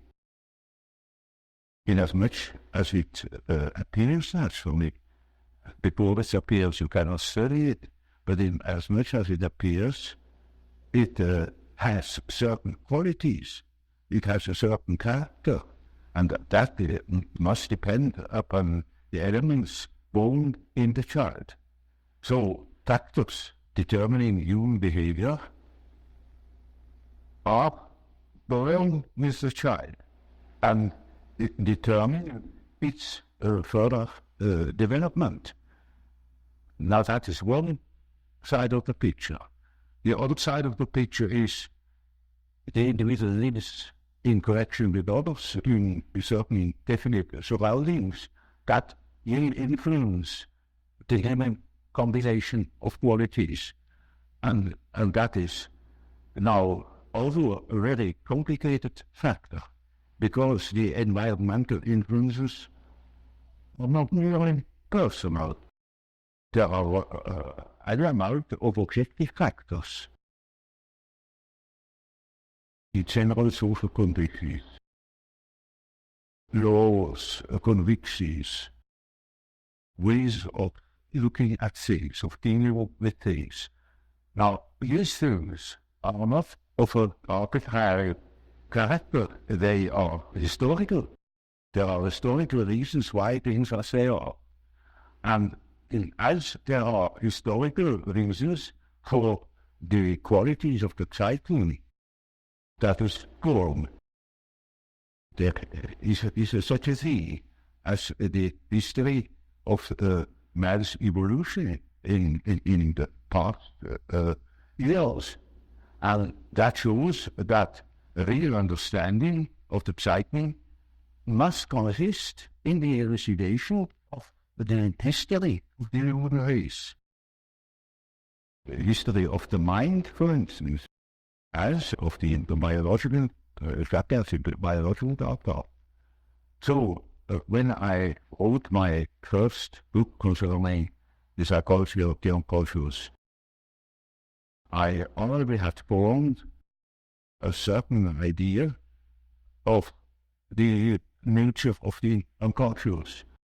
To me, it was then a living remnant of the original history of man, living in his surroundings. A very complicated picture. When I wrote my first book concerning the psychology of the unconscious, I already had formed a certain idea of the nature of the unconscious. To me, it was then a living remnant of the original history of man, living in his surroundings. A very complicated picture. My material then, my empirical material, was formed chiefly by lunatics, by cases of schizophrenia. And there I have observed that there are, chiefly in the beginning of a disease, inventions of fantasies into conscious life, fantasies of an entirely unexpected sort, makes bewildering to the patient, that gets quite confused by these ideas, and he gets into a sort of panic, because he never before has thought such things. They are quite strange then, and equally strange to his physician.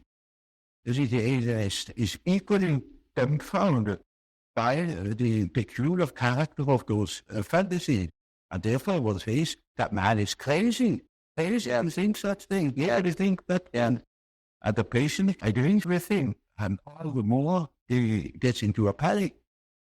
So, as a unionist, I thought it to be really the task for psychiatry to elucidate that thing that brought me to consciousness. His voices, these delusions. In those days, that is, mind you, more than 40 years ago, or over 50 years ago, I had no hope to be able to treat these cases or to be able to help them. But I had a very great scientific curiosity, and I wanted to know what these things really were, because I thought that these things had a system, they were not merely chaotic, decayed material, because there was too much sense in those fantasies.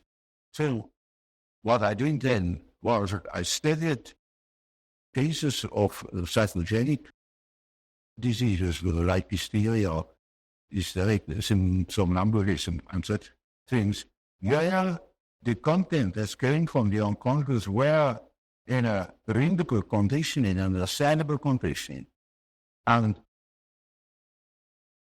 then I saw that, in contradistinction to the schizophrenics, the mental contents of hysterics were of a humanly understandable character. They were even elaborate, dramatic, suggestive, insinuating. So one could make out a second personality. Now, that is not the case of schizophrenia. And there the fantasies, on the contrary, are unsystematic, chaotic, and you cannot make out a proper second personality. Apart from rare cases of a complicated nature. I knew of psychopathic cases, just in the balance between schizophrenia and hysteria, where ideas came up, delusions that were not exactly hysterical, because they were singularly difficult to understand. It was sort of strange eruptions, and I thought that these cases could give me a better understanding. So I took the opportunity when Professor Furma, the old professor of psychology and philosophy at the University of Geneva, when he published a case of an American girl who had bestowed upon him a series of half-poetic and romantic fantasies. He published this material without commenting on them. He gave it as an example of creative imagination. Now, when I read those fantasies, I saw this is exactly the material. And I was always a bit afraid when I tell of my personal experiences with patients that they will say, oh, this is a really suggestion, you know. I took that case because I surely had no hand in it. It was old Professor Fruller, an authority. He was a friend of William Chase.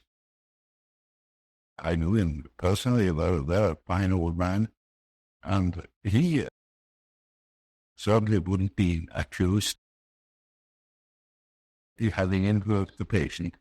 That is the reason why I analyzed these fantasies, and that case became the object of a whole book called The Psychology of Consciousness. It is called now Symbolism of Transformation. And I have revised it out for 40 years. It needed it. Yeah. Because it was in the first attempt. And there I tried to show that there is a sort of unconscious, I then simply called it neoconscious, that clearly produces things which are historical and not personal. It was physiological material of the nature of which wasn't understood, neither by Professor Fuller nor by the patient. And there I tried for the first time to produce a picture of the functioning of the unconscious, a functioning which allowed certain conclusions as to the nature of the unconscious. Then, after I had written that book, that cost me my friendship with Freud because he wouldn't accept it. To him, the unconscious was a product of consciousness, and it simply conveyed with the venom. I mean, it was a sort of storm where all the discarded things of consciousness were heaped up and left. But to me, the unconscious then was already a matrix, a sort of basis of consciousness of a creative nature, namely capable of autonomous acts, autonomous intrusions into consciousness. In other words, I took the existence of the unconscious for a real fact, or for a real autonomous factor capable of independent action. And now that was a problem, a psychological problem of the very first order. And that made me think seriously, because the role of philosophy of days has not yet recognized this fact, that we have a counter actor in our unconscious, that in our psyche there are two. Consciousness is one factor, and there is another factor, equally important, that is your conscious, that can interfere with consciousness in any tiny pieces.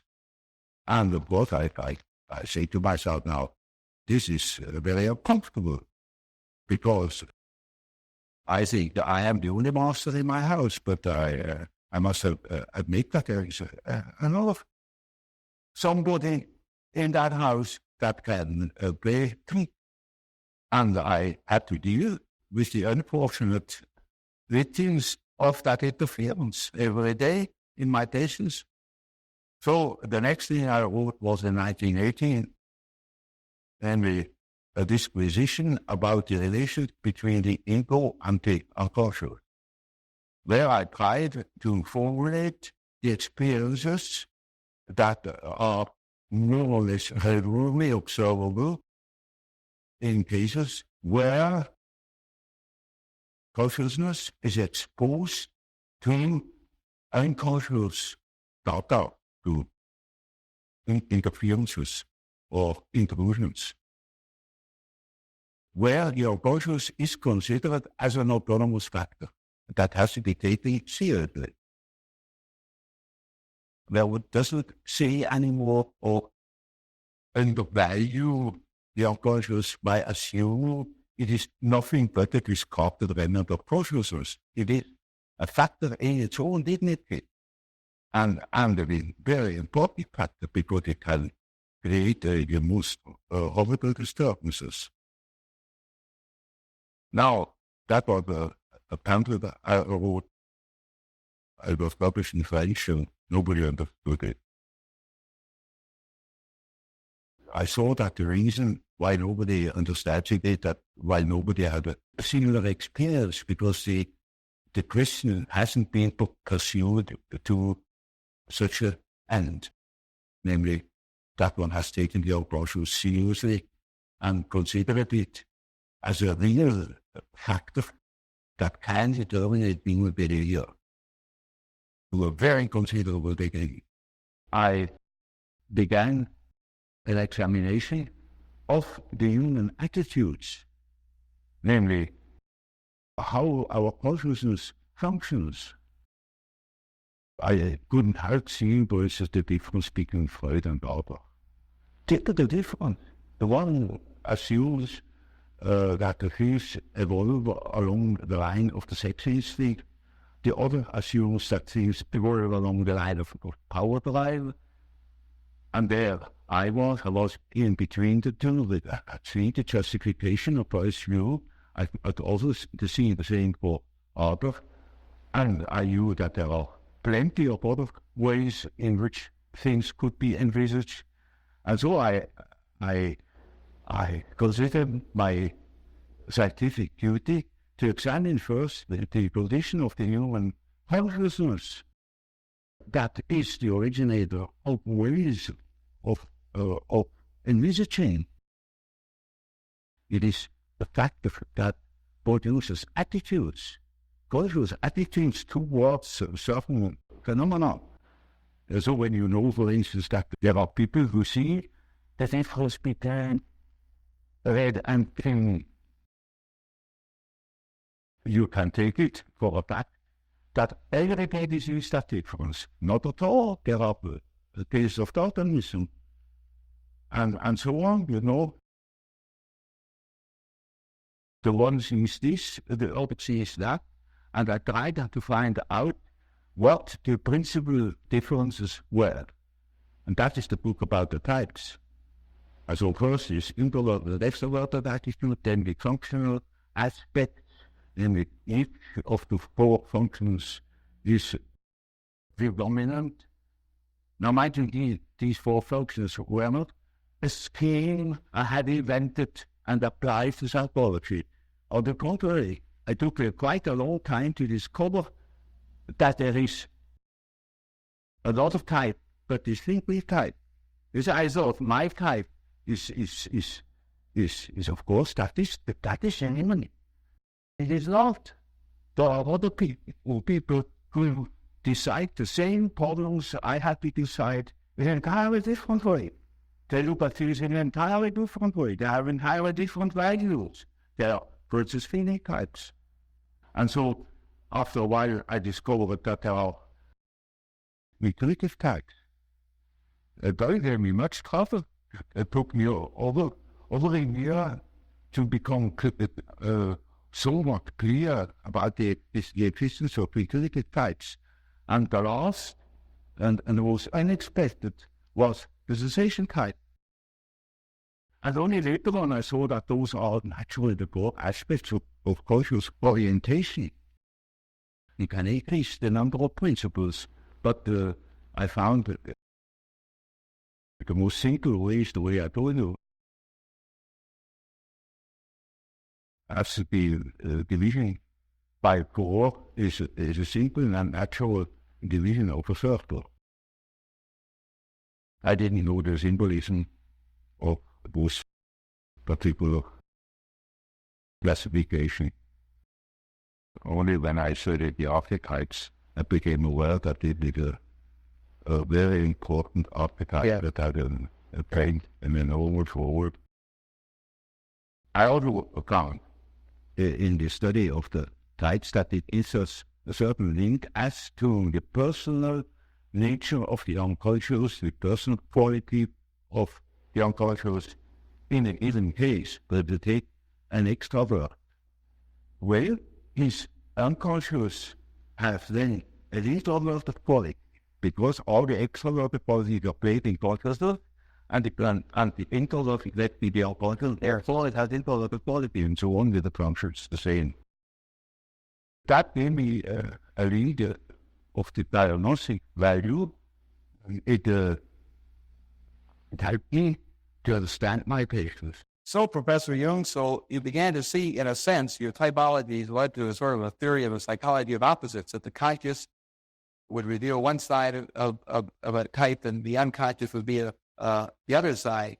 Yeah. And that this would be a very important way then of helping you to analyze and understand the individual. From a practical point of view, quite important. Well, the point I wanted to elucidate is, in analyzing a patient, you make a typical experiment. Namely, there is a sort of typical way in which the integration of consciousness takes place. Namely, the average way is that through the analysis of trees, for instance, you become acquainted with the contents of the unconscious. I already told you this. To begin with, all personal material, subjective questions of the individual, difficulties in adapting to environmental conditions, and so on. Now, it is a regular observation that when you talk to an individual, and the individual gives you insight into its inner preoccupation, people, emotions, in other words, hands over his personal complexes, then you get slowly into the situation of a sort of authority. You become a point of reference. You are in possession of all the important items in a person's development. I remember, for instance, Anna is a very well-known American politician, and he told me any amount of the secrets of restraint. And suddenly he jumped up and said, "Thank God, what have I done? You know, you got $1 million. Say what I have done now." I said, "Well, I'm not interested. You can sleep in peace. I cannot betray you. I will get it within a fortnight."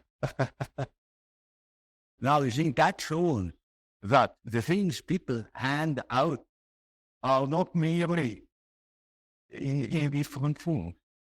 When it comes to something important, emotionally important, then they hand out themselves.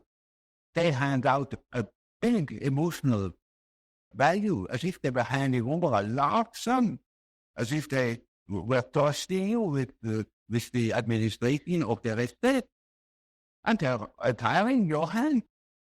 Often I hear things that could mean those people actually that probably don't. Or it would give me, if I should have any blackmailing tendencies, unlimited power to the blackmailing.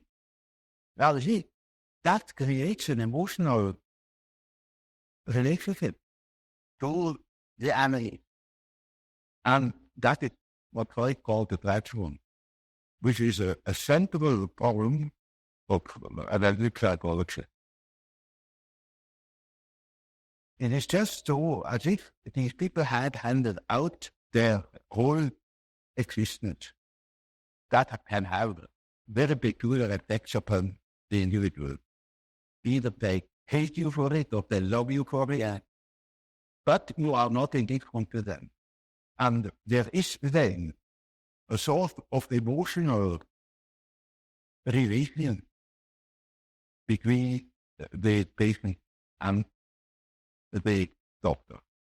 You know, when you hand out such material, these contents are associated with all the important persons in the life of a patient.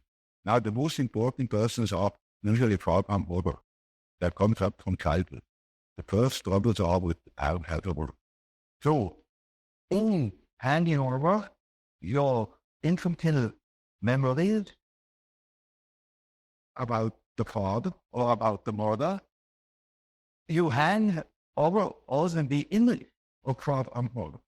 Then it is just as if the doctor had taken the place of the father, even of the mother.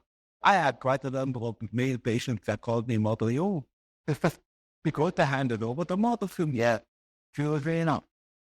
But you see, that's quite irrespective of the personality of the animal. It is simply disregarded. He functions as if he were the mother, or he functions as if he were the father, the central authority. Now, that is what one calls a physical case of projection. Now, Freud doesn't exactly call it projection, he calls it transference.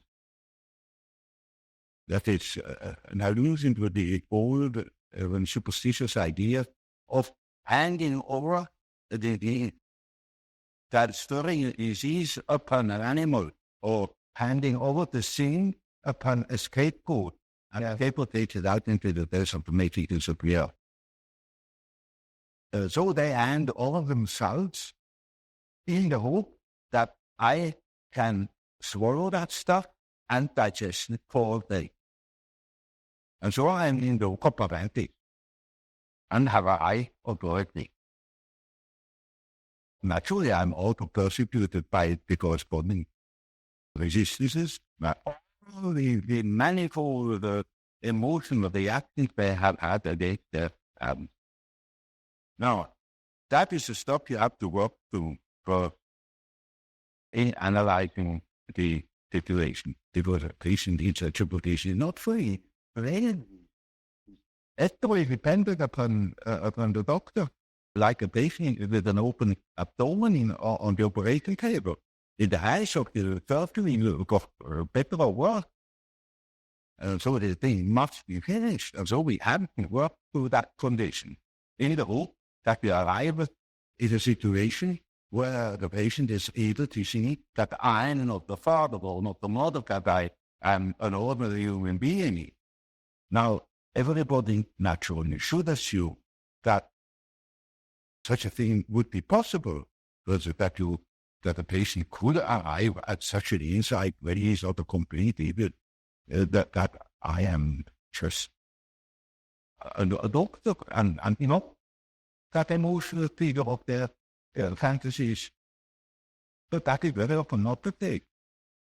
I had a case that was an intelligent young woman. She was a student of philosophy, very good mind, where one could expect easily that she would see that I am not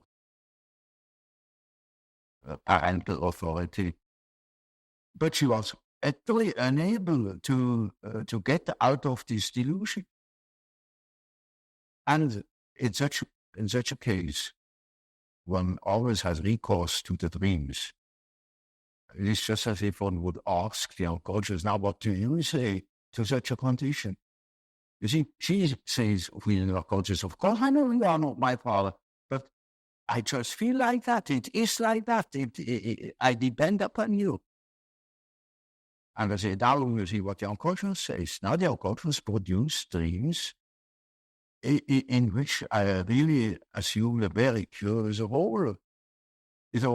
She was the little infant. She was sitting on my knees. I held her in my arms. I was a very tender father to the little girl, And the last dream of that series was, I cannot tell you all the dreams, was that it was out in nature. I stood in a field of wheat, field of wheat that was ripe for harvest. I was a child, and I held her in my arm like a baby.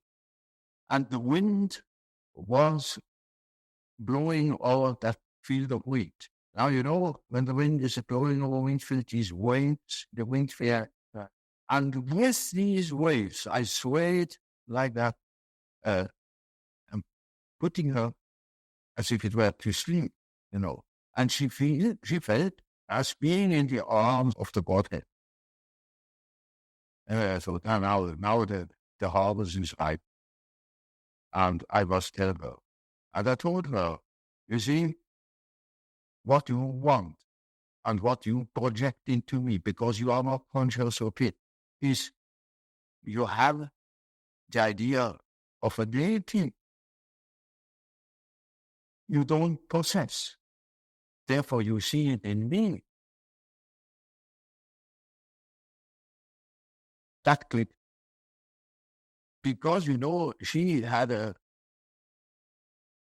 rather intense religious education. Of course, it all vanished later on. And something disappeared from her world. The world became merely personal. And that religious conception of the world was non-existent at home.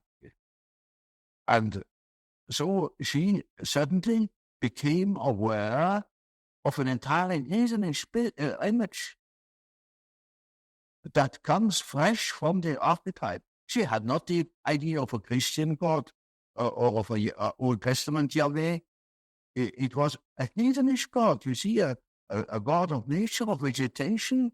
He was the wheat himself. He is the spirit of the wheat, the spirit of the wind. And she was in the arms of that Newman. That is the living experience of an archetype. Now, that made a tremendous impression upon that girl. And instantly, it clicked. She saw what she really was missing, that missing value, that was in the form of a projection in myself and made myself indispensable to her. Yes. That is a luminous experience, you see. And that is the thing that people are looking for. An archetypal experience that gives them an incorruptible value. You see, they depend upon other conditions. They depend upon their desires, their ambitions. Depend upon other people. because they have no value in themselves. They have nothing in themselves. They are only rational, and they are not in the possession of a treasure that would make them independent. But when that girl can hold that experience, then she doesn't depend anymore. She cannot depend anymore because that value is in herself. And that is a sort of liberation. And that is, of course, makes her complete, In as much as she can realize such a luminous experience, she is able to continue her path, her way, her individuation. The acorn can become an oak and not a donkey. Nature will take her course. She will become that which she is from the beginning. Now, see such cases, quite a number of such cases. That, of course, has given me a motive to study the archetype, because I began to see that the structure of what I then call the collective unconscious is really a sort of agglomeration of such typical images, of which each has a numinous quality, The archetypes are at the same time dynamic. They are instinctual images that are not intellectually invented. They are always there, and they produce certain processes in the unconscious that one could best compare with myth.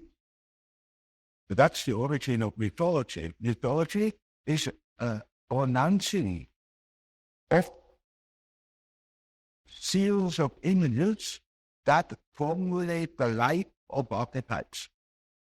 And so the statements of every religion, of many poets and so on, are statements about the inner ecological process, which is a necessity because man is not complete if he is not conscious of that aspect of his.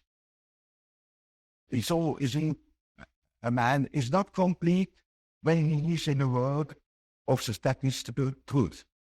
He must live in a world of his biological truth, that is his biological truth, that is not here with statistics, of his the expression of what he really is, as what he feels himself. So somebody without the mythology is merely an effect of statistics, as it were, the aberrant phenomenon. While the truth is, the carriers of life are individuals, not average number. Yet our natural science links everyone to an average, reduces everything to an average, and of course, all the individual qualities are wiped out. But that, of course, is most unbecoming. It is unhygienic. It deprives people of their specific values, where they are individually. It deprives them of the most important experience of their life, where they experience their own value, the creative background of their personality. I think the trouble is that nobody understands things being apparent. Do you think that the humanity are important for the individual who wants to study the individual? When they say what? An education without humanity is a spiritual man. He loses the connection with his family, as it were. That means with the whole standing in the power, the connection with the power that he lives in, that in which man always has lived. Man has power with the myth. And we think we are able to be born today and to live in normal, without that it is. It's absolutely abnormal because man is not learning every day. He was born in a specific historical setting with the specific historical qualities, and therefore he is only complete when he has a related to the state. And if you are born without eyes and ears, when you are growing up with no connection with the past, full natural with the sample of natural science, there is no connection with the past. We can write it out, and that is a mutilation of the human being. Now I go to my back to the idea that this kind of perceiving had a music formally therapeutic effect. I can tell you that about a young girl, the father was a baker, and she had received the entire worldly education. She had no idea of any tradition of thought. And then I went further into her history and found out that her grandfather had been a Sadiq in Galicia. And when I knew that, I knew the whole story. That girl suffered from a phobia, a terrific phobia, had been in a psychoanalytic treatment already. There's no effect. And she was really badly plagued by that phobia, the anxiety stage of all sorts of. And then I saw that girl has lost the connection with the past, has lost, for instance, the fact that her grandfather was a Sadiq, that he linked in the mix, and her father has fallen out of it too. So I simply told her, you would that what your fear is. You know what to have it on? And we did make a podcast. I said, your fear is the fear of your way. You know the effect part that within a week she was cured from so many years of bad anxiety state. Because it went like a rifle for her. But I only could say it because I knew that she is actually, she thought she was in the middle of things, but she was not strong. Not made no sense. What is our existence, when we are just average numbers, The more you make people to average numbers, the more you destroy our society. The ideal state, then slave state, then you gotta then go to Russia. There's wonderful. There you can be a number, but what pays it very nearly. Our whole life goes to equilibrium. And so I had plenty of cases of a similar kind. And that has naturally led me on to a profound study of the archetype. Because more respectful of archetype, and now that thing should be taken into account. That is an enormous factor, very important for our further development, for our well-being. It was, of course, difficult to know where to begin because it is such an enormous extended field. And the next question I asked myself was, now where in the world has anybody been busy with that problem? And nobody, except a peculiar spiritual moment that went together with the beginnings of Christianity, namely the Gnostic. And that was the first thing I'd say to remember. Very well converted with the problem of archetype. And made a peculiar philosophy. As everybody makes a peculiar philosophy when they come across it naively, and then we know that those are structural elements of their cultural psyche. Now they have lived in the first, second, and third centuries, and what was in between? Nothing.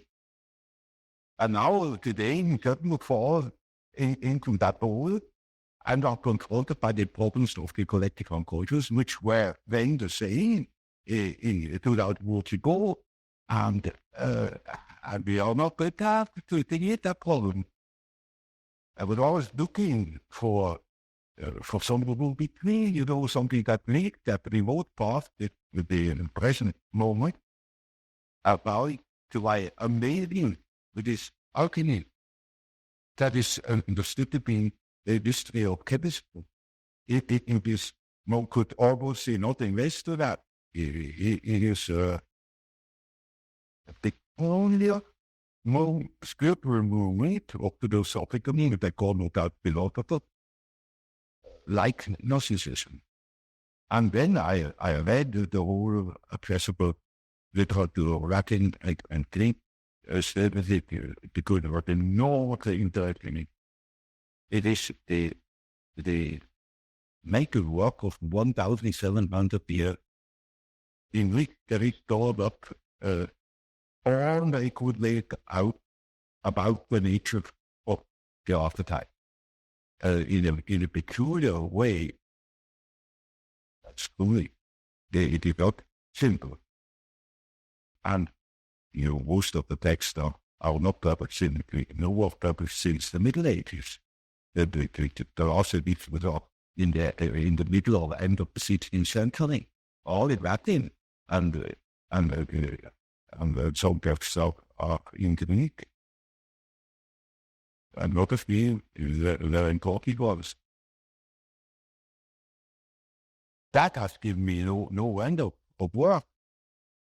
But the result was most satisfactory because it showed me the development of our unconscious relations to the collective of culture and to variations our culture had undergone.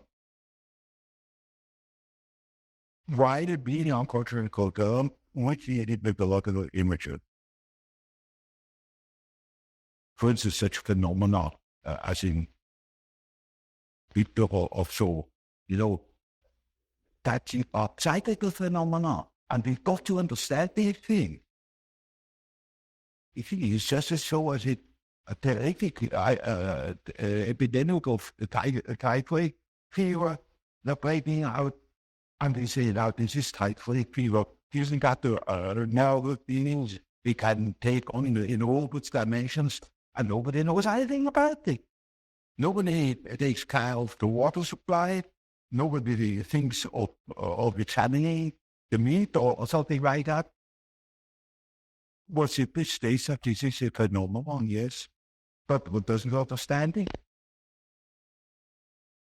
And to me, of course, it was an enormous problem because it was a factor that has determined the fate of millions of European people and of America.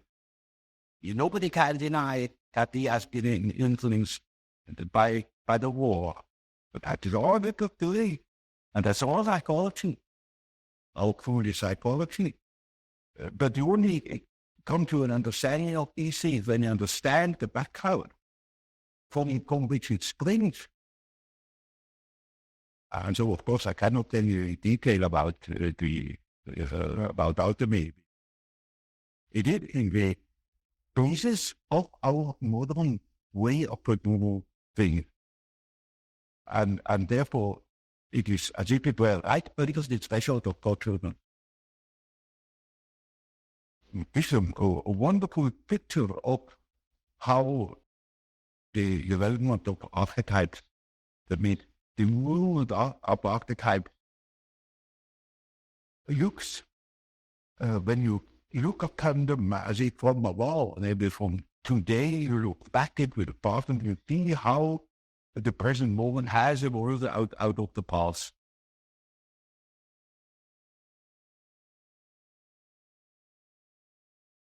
It is just as if And the alchemistic philosophy sounds very curious.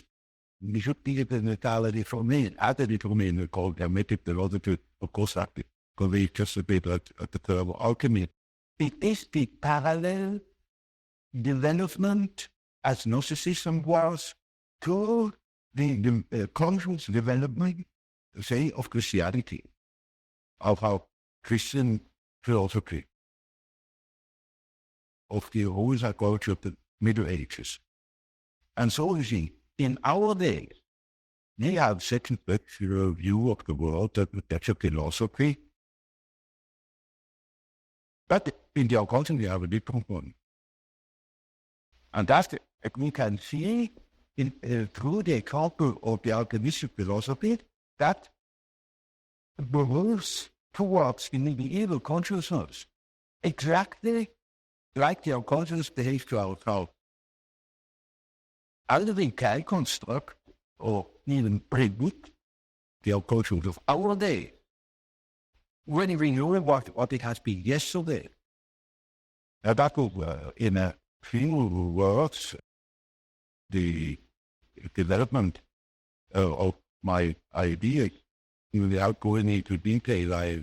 According to For you, Brian, not the great email Alfredo, unless you're writing, of course.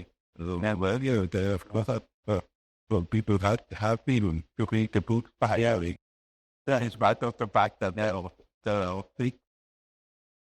I am sorry.